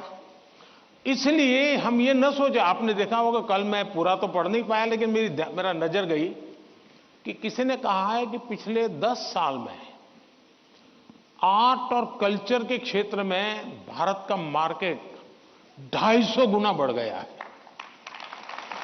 अब आज से पहले कोई पेंटिंग करता तो माँ बाप कहते पहले पढ़ाई करो, वैकेशन में पेंटिंग करना। उसको लगता ही नहीं था कि पेंटिंग भी जीवन में महत्व का विषय हो सकता है। और इसलिए हम किसी चीज को कम ना आके, हमारे में दम होगा तो हम उसको जान भर देंगे। हमारे में सामर्थ्य होना चाहिए, और जो चीज हाथ में लें उसमें जी जान से जुड़ जाएं। हम आधे अधूरे, यार उसने ये लिया, मैं ये लेता तो शायद अच्छा होता, उसने ये लिया, मैं ये लेता तो अच्छा होता, ये उलझन आपको बहुत संकटों में डाल सकती है। दूसरा विषय है कि आज नेशनल एजुकेशन पॉलिसी ने आपके लिए बहुत सुविधा कर दी है। आप एक क्षेत्र में बढ़ रहे हैं, लेकिन आपको कहा मन कर गया चलो एक और ट्रायल करना है, तो आप शिफ्ट कर सकते हैं, आपकी राह बदल सकते हैं। आपको किसी पर बंधे रहने की जरूरत नहीं है, आप अपने आप प्रगति कर सकते हैं। और इसलिए अब शिक्षा में भी बहुत, आज मैं भी एग्जीबिशन देख रहा था, मैं देख रहा था कि बच्चों की प्रतिभा जिस प्रकार से प्रकट हुई है, प्रभाव करने वाली है। सरकार का आईएनबी मिनिस्ट्री सरकार की योजनाओं को कम्युनिकेट करने के लिए जो करे, उससे ज्यादा मैंने देखा इन बच्चों ने बहुत अच्छा किया है। नारी शक्ति का महत्व इतने बढ़िया तरीके से रखा है। इसका मतलब यह हुआ कि किसी भी हालत में हमें निर्णायक होना ही चाहिए, और एक बार निर्णायक होने की आदत लग जाती है ना, फिर कंफ्यूजन नहीं रहता है। वरना तो आपने देखा होगा कि कभी हम रेस्टोरेंट में चले जाएं परिवार के साथ। आप याद कीजिए, आप, मुझे तो वो मौका नहीं मिलता है, लेकिन आपको मिलता होगा। रेस्टोरेंट में जाते होंगे, पहले आप सोचते होंगे मैं ये मंगवाऊंगा, फिर बगल वाले टेबल पर कुछ देखते हैं तो कहता है नहीं ये मंगवाऊंगा। फिर वो बैरा जो है कुछ और ट्रे में लेके जाकर दिखता है मुझे, यार ये कुछ और है, नहीं ये क्या है भाई, ये है, अच्छा मेरे वो 2 कैंसल, ये ले आओ। अब उसका कभी पेट ही नहीं भरेगा जी, उसको कभी संतोष नहीं होगा, और जिस डिश आएगी तो उसको लगेगा यार इसके बजाय वो पहले वाला ले लिया होता तो अच्छा होता। जो लोग रेस्टोरेंट के डाइनिंग टेबल पर निर्णय नहीं कर पाते हैं, वो कभी रेस्टोरेंट का या खाने का आनंद नहीं ले सकते हैं। आपको निर्णायक बनना पड़ता है।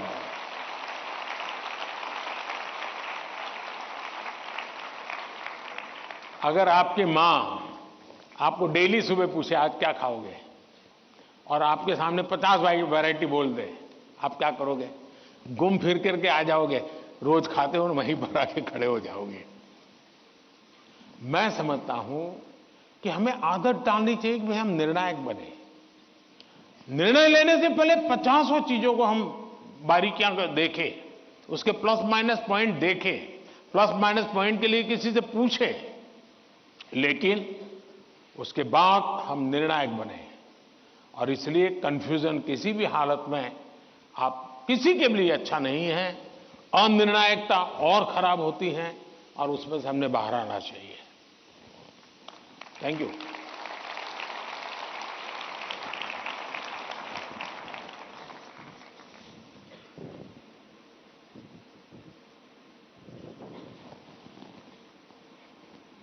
सर, निर्णय की स्पष्टता में ही सफलता निहित है।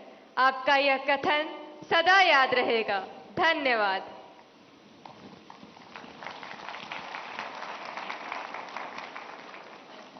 शांत समुद्र तट, चित्रमय गलियां और सांस्कृतिक विभिन्नताओं के लिए प्रसिद्ध नगर पुडुचेरी के गवर्नमेंट हायर सेकेंडरी स्कूल सदरापट की छात्रा दीवश्री हमारे बीच इस सभागार में मौजूद हैं और अपना प्रश्न पूछना चाहती हैं। दीवश्री, कृपया अपना प्रश्न पूछिए। नमस्ते, वणक्कम, ऑनरेबल प्राइम मिनिस्टर सर। वणक्कम, वणक्कम। My name is Deepasri. I'm coming from Government Higher Secondary School, Sedrapat, Puducherry. My question is, how can we build our trust in parents that we are working hard? Thank you, sir. धन्यवाद दीवश्री। प्रधानमंत्री जी, हम माता पिता को कैसे विश्वास दिलाएं कि हम मेहनत कर रहे हैं, इस विषय पर दीवश्री आपसे मार्गदर्शन चाहती हैं।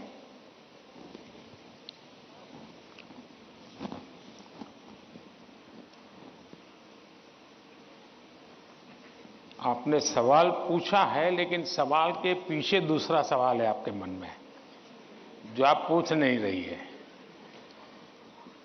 दूसरा सवाल यह है कि पूरे परिवार में मिसट्रस्ट है, ट्रस्ट डेफिसिट है, और ये यानी आपकी बहुत अच्छी परिस्थिति को आपने पकड़ा है। आपने उसको प्रस्तुत तो ऐसे किया घर में कोई नाराज न हो जाए, लेकिन ये सोचने का विषय है टीचर के लिए भी और पेरेंट्स के लिए भी, कि ऐसा क्या कारण है कि हम ट्रस्ट डेफिसिट पारिवारिक जीवन में अनुभव कर रहे हैं। अगर पारिवारिक जीवन में भी हम ट्रस्ट डेफिसिट अनुभव करते हैं तो ये बहुत ही चिंता का विषय है। और ये ट्रस्ट डेफिसिट अचानक नहीं होती है, एक लंबे कालखंड से गुजर करके निकलती है।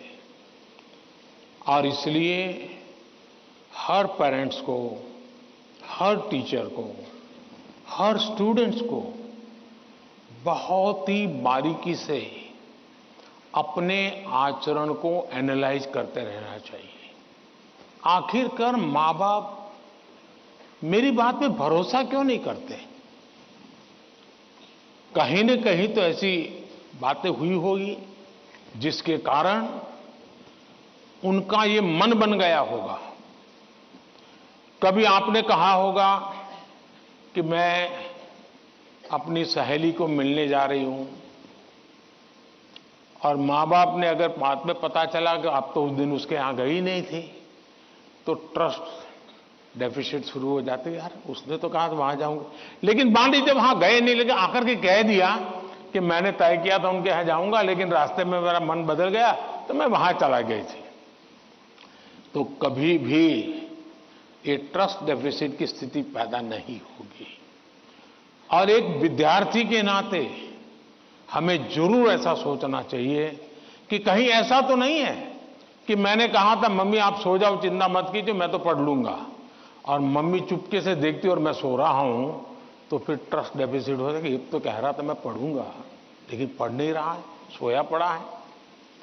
आप कहते थे कि मां मैं अब 1 सप्ताह तक मोबाइल को हाथ नहीं लगाऊंगा, लेकिन छुपके से दिख रहा है मां को घरे, तो फिर ट्रस्ट डेफिसिट पैदा हो जाती है। क्या आप जो कहते हैं उसको सचमुच में पालन करते हैं क्या? अगर आप पालन करते हैं तो मैं नहीं मानता हूं कि पेरेंट्स को या टीचर्स को इस प्रकार की ट्रस्ट डेफिसिट की स्थिति पैदा होगी, आपके प्रति अविश्वास का कारण बनेगा। उसी प्रकार से मां बाप को भी सोचना चाहिए। कुछ मां बाप को ऐसी आदत होती है, जैसे मान लीजिए किसी मां बाप ने, मां ने बहुत बढ़िया खाना बनाया है और बेटा आया, किसी न किसी कारण से उसका खाने का मन नहीं है, लेकिन बहुत कम खाया, तो मां क्या कहेगी? जरूर कहीं खा करके आए होंगे, जरूर किसी के घर में पेट में भर करके आए होंगे। तो फिर उसको चोट पहुंचती है, फिर वो सच बोलता नहीं है। फिर मां को ठीक रखने के लिए, ठीक है चलो अच्छा लगे बुरा लगे, मैं जितना मुंह में पोस्ट ऑफिस में डालता हूं डाल दूंगा। ये ट्रस्ट डेफिसिट पैदा हो जाता है। हर घर के अंदर ये अनुभव आता होगा। आपको माताजी ने, पिताजी ने मानो आपको पैसे दिए और आपको कहा 1 महीने का तुम्हारा ये 100 रुपया तुम्हें देते हैं पॉकेट का, और फिर हर तीसरे दिन पूछते हैं वो 100 रुपये का कह दिया। अरे भाई तुमने 30 दिन के लिए दिया है ना, दूसरा मांगने तो आया नहीं तुम्हारे पास, तो भरोसा करो ना। अगर भरोसा नहीं तो नहीं देना था। ज्यादातर मां बाप के केस में ऐसा होता है, रोज पूछते हैं अच्छा वो 100 रुपया, हाँ कोई ये तो पूछ सकता है, पूछने का तरीका होता है। कोई कहे बेटा उस दिन पैसे नहीं थे, तुम्हें 100 ही रुपये दिए थे, तुम चिंता मत करना, जरूरत पड़े तो कह देना। तो उस बेटे को लगे नहीं मेरे माता पिता ने मुझे 100 रुपया, देखो ये आपकी पसंद की बात आई तो ताली बजाते हो आप लोग।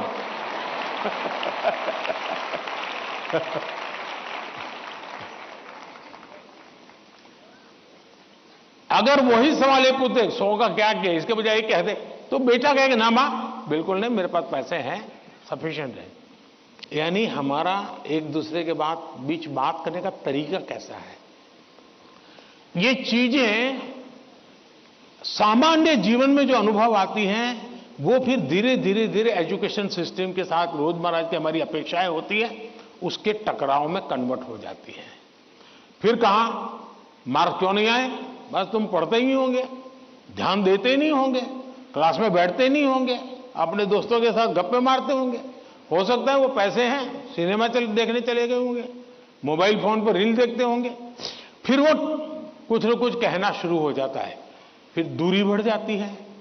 पहले ट्रस्ट खत्म हो जाता है, फिर दूरी बढ़ जाती है, और ये दूरी कभी कभी बच्चों को डिप्रेशन की तरफ धकेल देती है। और इसलिए मां बाप के लिए बहुत आवश्यक है। उसी प्रकार से टीचर्स ने भी बच्चों के साथ इतना खुलापन रखना चाहिए सहज रूप से अपनी बात कह सके।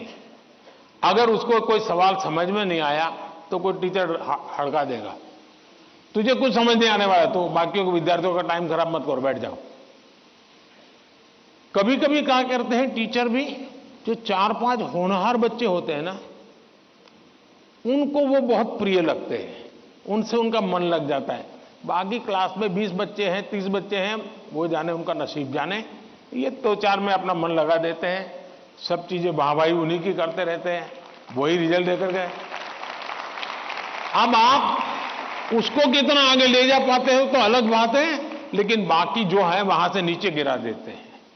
और इसलिए कृपा करके आपके लिए सभी स्टूडेंट समान होने चाहिए, सबके साथ इक्वली। हाँ, जो तेज होगा वो अपने आप में से जो अमृत है वो ले लेगा, लेकिन जिसको सबसे ज्यादा जरूरत है उसके प्रति अगर आप सिंपैथेटिक, और उसमें भी मैं मानता हूं उसके गुणों की तारीफ कीजिए। कभी एक बच्चा बिल्कुल वीक है पढ़ने में, लेकिन उसके हैंड राइटिंग अच्छे है, तो उसके सीट पे जाकर के, अरे यार क्या बढ़िया लिखते हो तुम, कितने हैंड राइटिंग तुम्हारे अच्छे हैं, क्या स्मार्टनेस है तुम्हारी।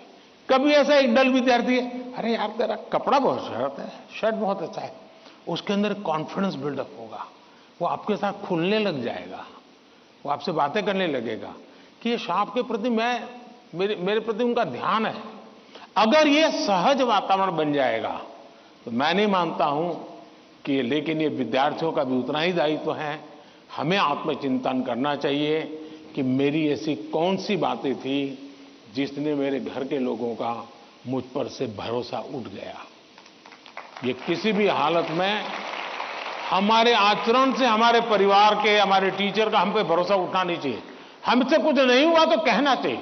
दूसरा, मुझे लगता है कि परिवार में एक प्रयोग कर सकते हैं। मान लीजिए आपका बेटे या बेटी के 5 दोस्त हैं, तय कीजिए कि महीने में एक बार 2 घंटे वो 5 परिवार किसी एक परिवार में एकत्र होंगे, दूसरे महीने दूसरे परिवार में, बिल्कुल गेट टुगेदर करेंगे। और उसमें बच्चे बूढ़े सम हो गए, ऐसा नहीं कि 2 लोगों को घर छोड़ के आ जाएंगे। 80 साल के माँ बाप भी अगर फिजिकली फिट आ सकते हैं, उनको भी लेके आइए। और फिर तय कीजिए कि आज वो जो तीसरे नंबर का दोस्त है, उसकी माताजी एक कोई पॉजिटिव बुक पढ़ करके उसकी कथा सुनाएगी। अगले बार तय किए जो 4 नंबर का दोस्त है, उसके पिताजी एक कोई पॉजिटिव मूवी देखा होगा तो उसकी कथा सुनाएंगे। जब भी आप 1 घंटे का गेट टुगेदर करें, सिर्फ और सिर्फ उदाहरणों के साथ, किसी रेफरेंस के साथ पॉजिटिव चीजों की चर्चा करें, वहां के किसी के रेफरेंस से नहीं। आप देख लेना, धीरे धीरे वो पॉजिटिविटी पर्कुलेट होगी। और यही पॉजिटिविटी सिर्फ आपके बच्चों के प्रति नहीं, अंदर अंदर भी ऐसा ट्रस्ट का वातावरण बना देगी कि आप सब एक इकाई बन जाएंगे, एक दूसरे के मददगार बन जाएंगे। और मैं मानता हूं ऐसे कुछ प्रयोग करते रहना चाहिए। धन्यवाद।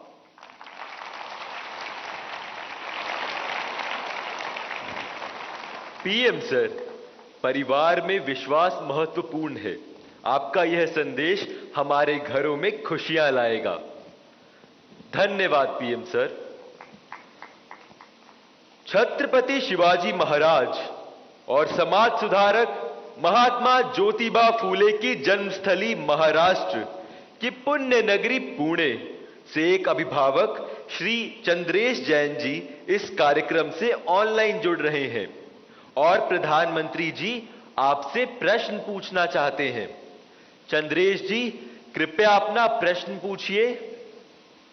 माननीय प्रधानमंत्री जी, आपको मेरा सादर प्रणाम। मेरा नाम चंद्रेश जैन है, मैं एक अभिभावक हूं। मेरा आपसे एक प्रश्न है, क्या आपको नहीं लगता है आजकल के बच्चों ने अपने दिमाग का इस्तेमाल करना बंद कर दिया है? वे तकनीक पे अधिक निर्भर रहने लगे हैं क्योंकि सब कुछ उंगलियों पे उपलब्ध है। कोई इस युवा पीढ़ी को कैसे जागरूक कर सकता है कि वे प्रौद्योगिकी के स्वामी बनने चाहिए, उसका गुलाम नहीं? कृपया मार्गदर्शन कीजिए। धन्यवाद। Thank you Chandresh ji.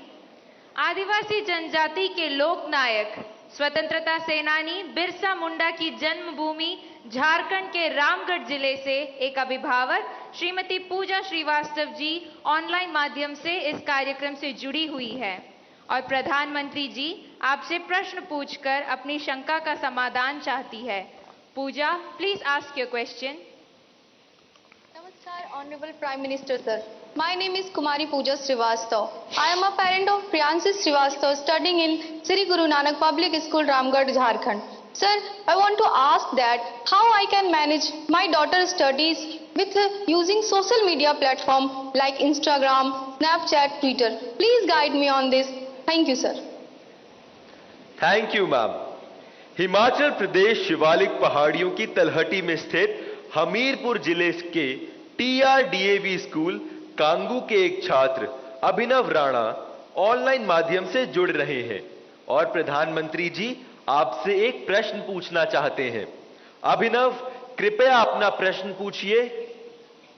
Honorable Prime Minister Sir, Namaskar. My name is Abhinav Rana. I am a student of TRDAV Public Senior Secondary School, Kangu District, Hamirpur, Himachal Pradesh. Sir, my question is, how can we educate and encourage students to manage exam stress effectively while also harnessing the benefits of mobile technology as a tool for learning rather than letting it become a distraction during crucial study periods? Thank you, sir. Thank you Abhinav. प्रधानमंत्री जी, चंद्रेश जैन, पूजा और अभिनव जैसे अनेक लोग जीवन में social media और technology के बढ़ते दबाव की स्थिति से परेशान हैं। वे सभी तकनीक पर निर्भरता एवं इसके अधिक प्रयोग से होने वाली दुष्प्रभाव से कैसे बचें? कृपया इस विषय में उचित परामर्श प्रदान कीजिए। देखिए, हमारे यहाँ शास्त्रों में भी कहा गया है और सहज जीवन में भी कहा गया, किसी भी चीज का अति किसी का भला नहीं करता है। हर चीज उसका एक मानदंड होना चाहिए, उसके आधार पर होता है। अगर मान लीजिए मां ने बहुत बढ़िया खाना बनाया है, न्यूट्रिशन की दृष्टि से रिच है, टेस्ट आपकी पसंद का है, समय भी खाने का है, लेकिन बस खा रहे हैं, मां परोसती जा रही है। क्या ये संभव है? क्या संभव है? क्या कभी कभी तो आप मां को कहो, नहीं मां बस बहुत हो गया, अब नहीं खा सकता हूं। करते हो कि नहीं करते हो? अपनी प्रिय खाना था, हर प्रकार से न्यूट्रिशन वैल्यू वाला था, वो समय भी ऐसा था, खाने का वक्त था, फिर भी एक स्टेज आ जाता है जब वो खाना आपके लिए तकलीफ कर सकता है, वॉमिटिंग करवाएगा, हेल्थ खराब कर देगा। आपका कितना ही प्रिय खाना आपको रुकना पड़ेगा। रुकना पड़ता कि नहीं रुकना पड़ता? वैसे ही मोबाइल के ऊपर कितना ही प्रिय चीजें, कितनी ही चीजें आती हो, लेकिन कुछ तो समय तय करना पड़ेगा। अगर आप, मैंने देखा है आजकल बहुत से लोगों को जब भी देखो लगे पड़े हैं। आपने देखा होगा, मेरे हाथ में कभी, बहुत रेयर केस में कभी मोबाइल फोन मेरे हाथ में होता है, क्योंकि मुझे मालूम है कि मेरे समय का मुझे सर्वाधिक उपयोग क्या करना है। जबकि मैं ये भी मानता हूं कि इंफॉर्मेशन के लिए मेरे लिए एक बहुत आवश्यक साधन भी है, लेकिन उसका कैसे उपयोग करना, कितना करना, इसका मुझे विवेक होना चाहिए। और ये दोनों जो पेरेंट्स की चिंता है वो इन दो की नहीं है, हर पेरेंट्स की चिंता है। शायद ही कोई अपवाद होगा। जो माँ बाप खुद भी दिन भर मोबाइल में अटके रहते होंगे ना, वो भी चाहते होंगे कि बेटा इससे बचे। और आपने देखा होगा, सबसे बड़ी बात, आपके जीवन को बहुत कुंठित कर देता है जी। अगर आप परिवार में देखोगे तो घर के 4 लोग 4 कोने में बैठे हैं और एक दूसरे को मैसेज फॉरवर्ड करते हैं। उठ करके मोबाइल नहीं दिखाते कि देख मैंने ये आया तुम देखो। क्यों? सीक्रेसी। ये इसके कारण एक बहुत बड़ा अविश्वास पैदा करने में ये भी एक साधन बन गया आजकल। अगर माँ ने मोबाइल फोन को हाथ लगा दिया, बस आ गया घर में तूफान। तुम कौन होती मेरे मोबाइल को हाथ लगाने वाली? यही हो जाता है। मैं समझता हूं कि परिवार में कुछ नियम होने, जैसे खाना खाते समय डाइनिंग टेबल पर कोई इलेक्ट्रॉनिक गैजेट नहीं होगा, मतलब नहीं होगा। सब लोग खाना खाते समय गप्पे मारेंगे, बातें करेंगे, खाना खाएंगे। ये हम डिसिप्लिन फॉलो कर सकते हैं। घर के अंदर मैंने पहले भी कहा है या दोबारा कहता हूं, नो गैजेट जोन, कि भाई ये कमरे में कोई गैजेट की एंट्री नहीं, हम बैठेंगे, बातें करेंगे, गप्पे मारेंगे। परिवार के अंदर वो ऊष्मा का वातावरण उसके लिए जरूरी है। तीसरा, हम हमारे खुद के लिए भी अब टेक्नोलॉजी से हम बच नहीं सकते हैं। टेक्नोलॉजी को बोझ नहीं मानना चाहिए, टेक्नोलॉजी से दूर भागना नहीं चाहिए, लेकिन उसका सही उपयोग सीखना उतना ही अनिवार्य है।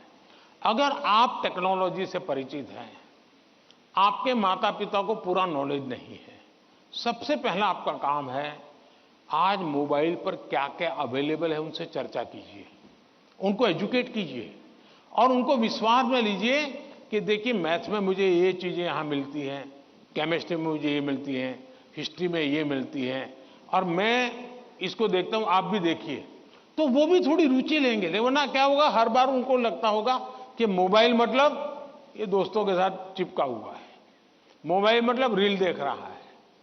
अगर उसको पता चले कि भाई इसमें ये पार्ट है, इसका मतलब ये नहीं कि माँ बाप को मूर्ख बनाने के लिए बढ़िया चीज दिखा दे और फिर दूसरा करे, ऐसा नहीं हो सकता है। हमने पूरे परिवार में पता होना चाहिए क्या चल रहा है। हमारे मोबाइल फोन का लॉक करने का जो नंबर होता है वो परिवार के सबको अगर पता हो तो क्या नुकसान होगा।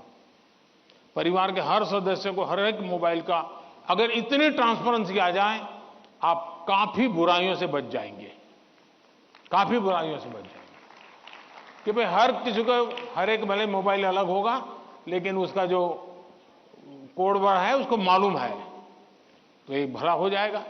दूसरा, आप भी अपना स्क्रीन टाइम को मॉनिटर करने वाले जो एप्स होते हैं उसको डाउनलोड करके रखिए। वो बताएगा कि भाई आपका स्क्रीन टाइम आज इतना हो गया, आपने यहाँ इतना टाइम गंवाया है, आपने इतना टाइम, वो आप स्क्रीन पर ही आपको मैसेज देता है, वो आपको अलर्ट देता है। जितने ज्यादा ऐसे अलर्ट के टूल्स हैं, हमने अपने गैजेट्स के साथ जोड़ के रखना चाहिए ताकि हमें भी पता चले, हाँ यार ज्यादा हो गया, अब मुझे रुकना चाहिए। कम से कम वो हमें अलर्ट करता है। एट द सेम टाइम उसकी पॉजिटिव उपयोग कैसे कर सकते हैं। अगर मान लीजिए मैं कुछ लिख रहा हूं, लेकिन मुझे एक अच्छा शब्द मिल नहीं रहा है, तो मैं डिक्शनरी की मुझे जरूरत है, मैं डिजिटल व्यवस्था का उपयोग करके उसका लाभ ले सकता हूं। मान लीजिए कि मैं कर रहा हूं और मुझे कोई अरिथमेटिक का सूत्र ध्यान नहीं आता है, चलिए मैंने डिजिटल चीज का सपोर्ट सिस्टम ले लिया, पूछ लिया उसको, क्या हुआ, फायदा होगा। लेकिन अगर मैं जानता ही नहीं हूं कि मेरे मोबाइल में क्या ताकत है, तो मैं क्या उपयोग करूंगा। और इसलिए मुझे तो लगता है कि कभी कभी क्लासरूम में भी मोबाइल के पॉजिटिव पहलू क्या क्या है, पॉजिटिवली उपयोग आने वाली कौन सी चीजें हैं, कभी 10-15 मिनट क्लासरूम में चर्चा करनी चाहिए। कोई स्टूडेंट अपने अनुभव बताएगा कि मैंने उस वेबसाइट को देखा, हमारे स्टूडेंट्स के लिए अच्छी वेबसाइट है, मैंने उस वेबसाइट को देखा, फलाने सब्जेक्ट के लिए वहां अच्छी लर्निंग मिलती है, अच्छे लेसन्स मिलते हैं। मान लीजिए टूर जा रही है कहीं पर, टूर प्रोग्राम हमारे पास है और बच्चे जा रहे हैं कि चलो भाई हम जैसलमेर जा रहे हैं, सबको कहा जाए जरा ऑनलाइन जाओ भाई, जैसलमेर का पूरा प्रोजेक्ट रिपोर्ट बनाओ, तो उसका पॉजिटिव उपयोग करने की आदत डालनी चाहिए। उसको लगना चाहिए कि तुम्हारी मदद में बहुत सी सारी व्यवस्थाएं उपलब्ध हैं, तुम इसका उपयोग करो। जितना ज्यादा सकारात्मकता से आप उपयोग करोगे उतना आपको लाभ होगा। और मेरा आग्रह रहेगा कि हमने उससे दूर भी नहीं भागना है, लेकिन हमने हर चीज का विवेक से और पूरे परिवार में ट्रांसपेरेंसी से, जितनी ज्यादा ट्रांसपेरेंसी आएगी, ऐसे छुप छुप करके देखना पड़ेगा मतलब कुछ गड़बड़ है।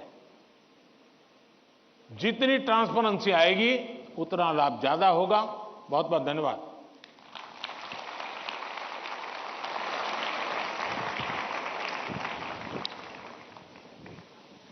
पीएम सर, सफलता के लिए जीवन में संतुलन बहुत महत्वपूर्ण है। यह मंत्र हमें सही राह पर अग्रसर करेगा। धन्यवाद। महाकवि सुब्रमण्यम भारती की जन्मभूमि तमिलनाडु की राजधानी चेन्नई के मॉडर्न सीनियर सेकेंडरी स्कूल के छात्र एम वागेश ऑनलाइन माध्यम से जुड़े हैं और प्रधानमंत्री जी आपसे प्रश्न पूछना चाहते हैं। M Vagesh, please ask your question. Honorable Prime Minister Sir, Namaste. My name is M. Vagesh. I am student of Modern Senior Secondary School, Nanganallur, Chennai.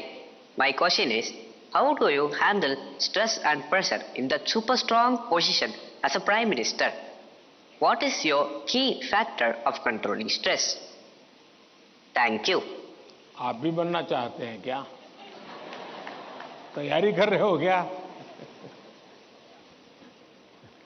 धन्यवाद एम वागेश।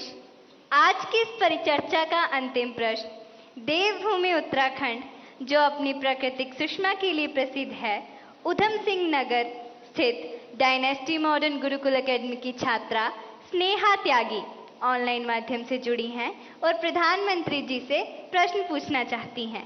स्नेहा, कृपया अपना प्रश्न पूछिए। दिव्य है, अतुल्य है, अदम्य साहस का परिचय है आप। युगों युगों के निर्माता, अद्भुत भारत का भविष्य है आप। देवभूमि उत्तराखंड से आदरणीय प्रधानमंत्री मोदी जी को मेरा चरण स्पर्श प्रणाम। मेरा नाम स्नेहा त्यागी है। मैं डायनेस्टी मॉडर्न गुरुकुल अकादमी सिंकी फार्म खटीमा, उधम सिंह नगर की कक्षा 7 की छात्रा हूँ। आदरणीय प्रधानमंत्री जी से मेरा प्रश्न है कि हम आपकी तरह सकारात्मक कैसे हो सकते हैं। धन्यवाद श्रीमान। थैंक्स स्नेहा। प्रधानमंत्री जी, आप अपने बिजी लाइफ में प्रेशर को कैसे हैंडल करते हैं और इतना प्रेशर होने पर भी हमेशा सकारात्मक कैसे रह पाते हैं? आप यह सब कैसे कर पाते हैं? कृपया अपनी सकारात्मक ऊर्जा का रहस्य हमसे साझा करें। प्रधानमंत्री जी।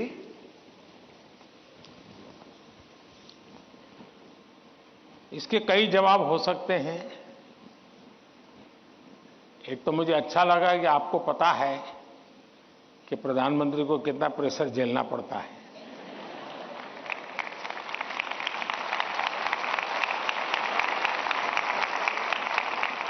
वरना आपको तो लगता होगा हवाई जहाज है, हेलीकॉप्टर है, उनको क्या है, यहां से यहां जाना है, यही करना है। लेकिन आपको पता है कि भांति भांति ये सुबह शाम, दरअसल हर एक के जीवन में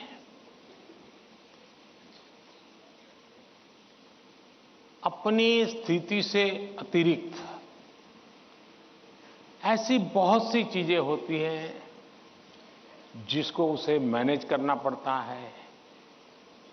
जो उसने सोचा नहीं वैसी चीजें व्यक्तिगत जीवन में भी आ जाती है, परिवार जीवन में आ जाती है, और फिर उसे भी संभालना पड़ता है। अब एक नेचर ऐसा होता है कि भाई बहुत बड़ी आंधी आई है, चलो कुछ पल बैठ जाए, निकल जाने दो। कुछ संकट आया है, नीची मुंडी करो यार, समय जाएगा। शायद ऐसे लोग जीवन में कुछ अचीव नहीं कर सकते। मेरी प्रकृति है और जो मुझे काफी उपकारक लगी है। मैं हर चुनौती को चुनौती देता हूं।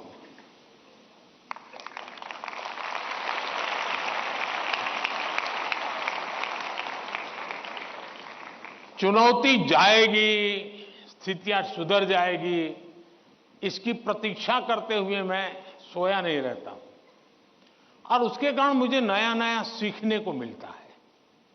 हर परिस्थिति को हैंडल करने का नया तरीका, नए प्रयोग, नई स्ट्रेटजी, ये इवॉल्व करने का सहज मेरी विधा, मेरा अपना विकास होता जाता है।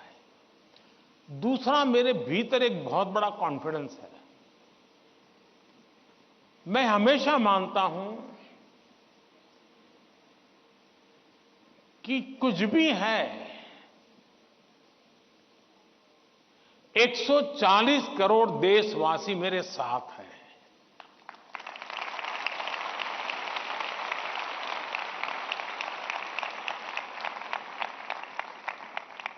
अगर 100 मिलियन चुनौतियां हैं तो बिलियंस ऑफ बिलियन समाधान भी है। मुझे कभी नहीं लगता है कि मैं अकेला हूं। मुझे कभी नहीं लगता है कि मुझे करना है। मुझे हमेशा पता होता है मेरा देश सामर्थ्यवान है, मेरे देश के लोग सामर्थ्यवान है, मेरे देश के लोगों का मस्तिष्क सामर्थ्यवान है। हम हर चुनौती को पार कर जाएंगे। ये मूलभूत मेरे भीतर मेरा सोचने का पिंड है और इसके कारण मुझे कभी नहीं लगता यार मुझ पर आया क्या करूंगा। मुझे लगता है नहीं, 140 करोड़ लोग हैं, संभल जाएंगे, ठीक है, आगे मुझे रहना पड़ेगा और गलत हुआ तो गाली मुझे खानी पड़ेगी। लेकिन मेरे देश का सामर्थ्य, और इसलिए मैं अपनी शक्ति देश के सामर्थ्य को बढ़ाने में लगा रहा हूं। और जितना ज्यादा मैं मेरे देशवासियों का सामर्थ्य बढ़ाता जाऊंगा, चुनौतियों को चुनौती देने की ताकत हमारी और बढ़ती जाएगी।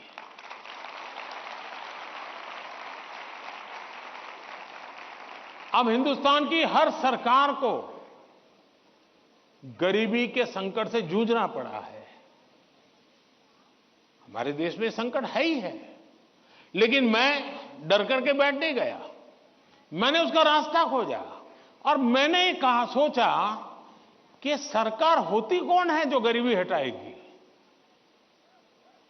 गरीबी तो तब हटेगी जब मेरा हर गरीब तय करेगा कि अब मुझे गरीबी को परास्त करना है।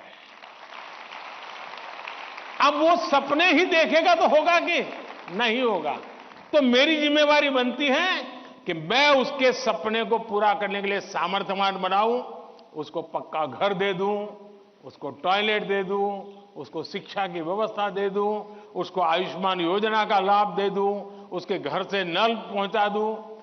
अगर मैं ये चीजों से जिसको रोजमर्रा की जिंदगी से उसको जूझना पड़ता है, अगर मैं उससे उसको मुक्ति दिला देता हूं, उसको एम्पावर करता जाता हूं, तो वो भी मानेगा अब गरीबी गई, अब मैं इसको मारूंगा। और आप देखिए, इस मेरे 10 साल के कार्यकाल में देश में 25 करोड़ लोग गरीबी से बाहर आए हैं। अब यही चीज और लोग भी तो जैसे बिताया मैं भी बिता देता। और इसलिए मेरी कोशिश रहती है कि हम देश की शक्ति पर, देश के संसाधनों पर भरोसा करें। जब हम इन सारी चीजों को देखते हैं तो कभी हम अपने आप को अकेला महसूस नहीं करते। जी मैं क्या करूं, मैं कैसे करूं, अरे मैं तो एक चाय बेचने वाला इंसान, क्या करूंगा, ऐसे नहीं सोच सकता हूं। जी मुझे पूरा भरोसा होना चाहिए। और इसलिए पहली बात है कि आप जिनके लिए कर रहे हैं उन पर आपका अपार भरोसा।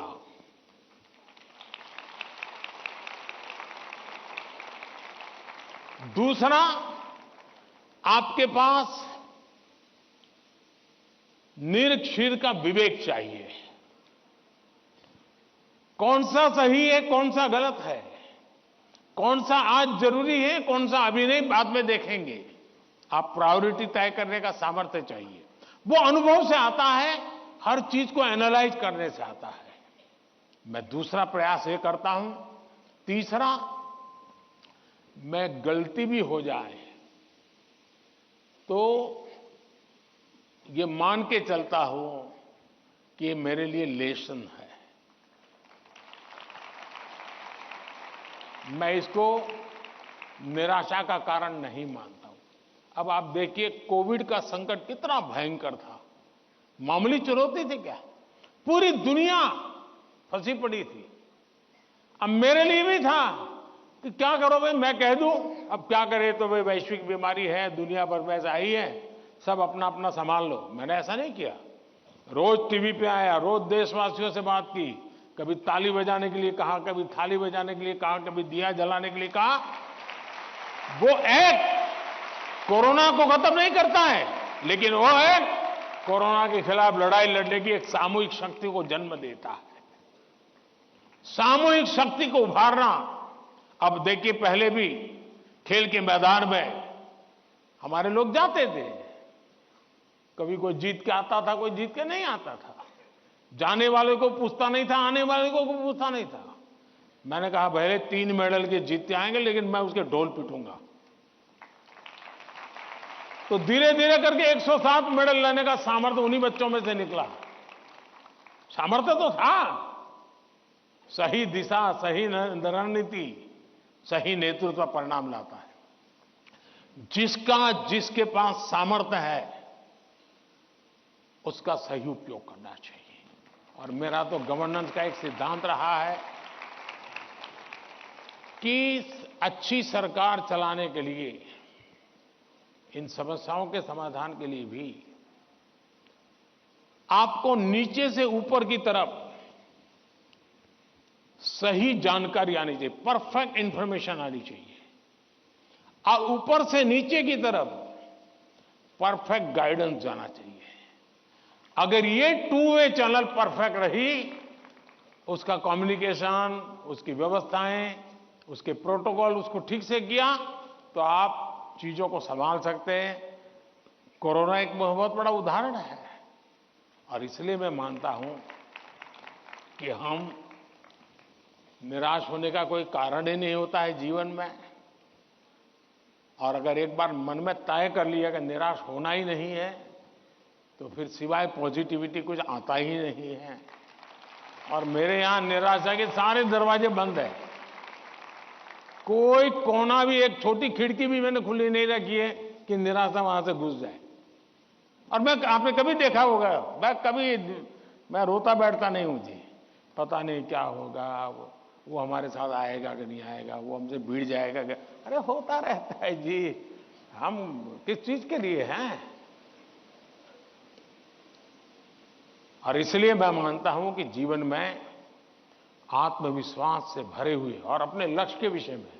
और दूसरी बात है, जब कोई निजी स्वार्थ नहीं होता है, खुद के लिए कुछ करना तय होता है, तो निर्णयों में कभी भी दुविधा पैदा नहीं होती है। और वो एक बहुत बड़ी अमानत मेरे पास है। मेरा क्या, मुझे क्या, इससे मेरा कोई लेना देना नहीं है। सिर्फ और सिर्फ देश के लिए करना और आपके लिए करना, ताकि आपके माता पिता को जिन मुसीबतों से गुजरना पड़ा, मैं नहीं चाहता हूं कि उन मुसीबतों से आपको गुजरना पड़े।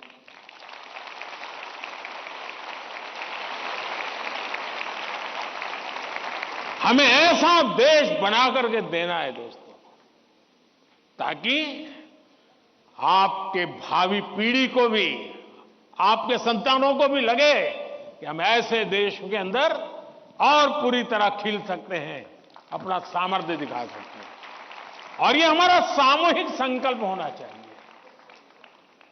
ये हमारा सामूहिक रिजॉल्व होना चाहिए, और परिणाम मिलता है। और इसलिए साथियों, जीवन में पॉजिटिव थिंकिंग की बहुत बड़ी ताकत होती है। बुरी सी बुरी चीज में भी पॉजिटिव देखा जा सकता है, उसको हमने देखना चाहिए। धन्यवाद जी।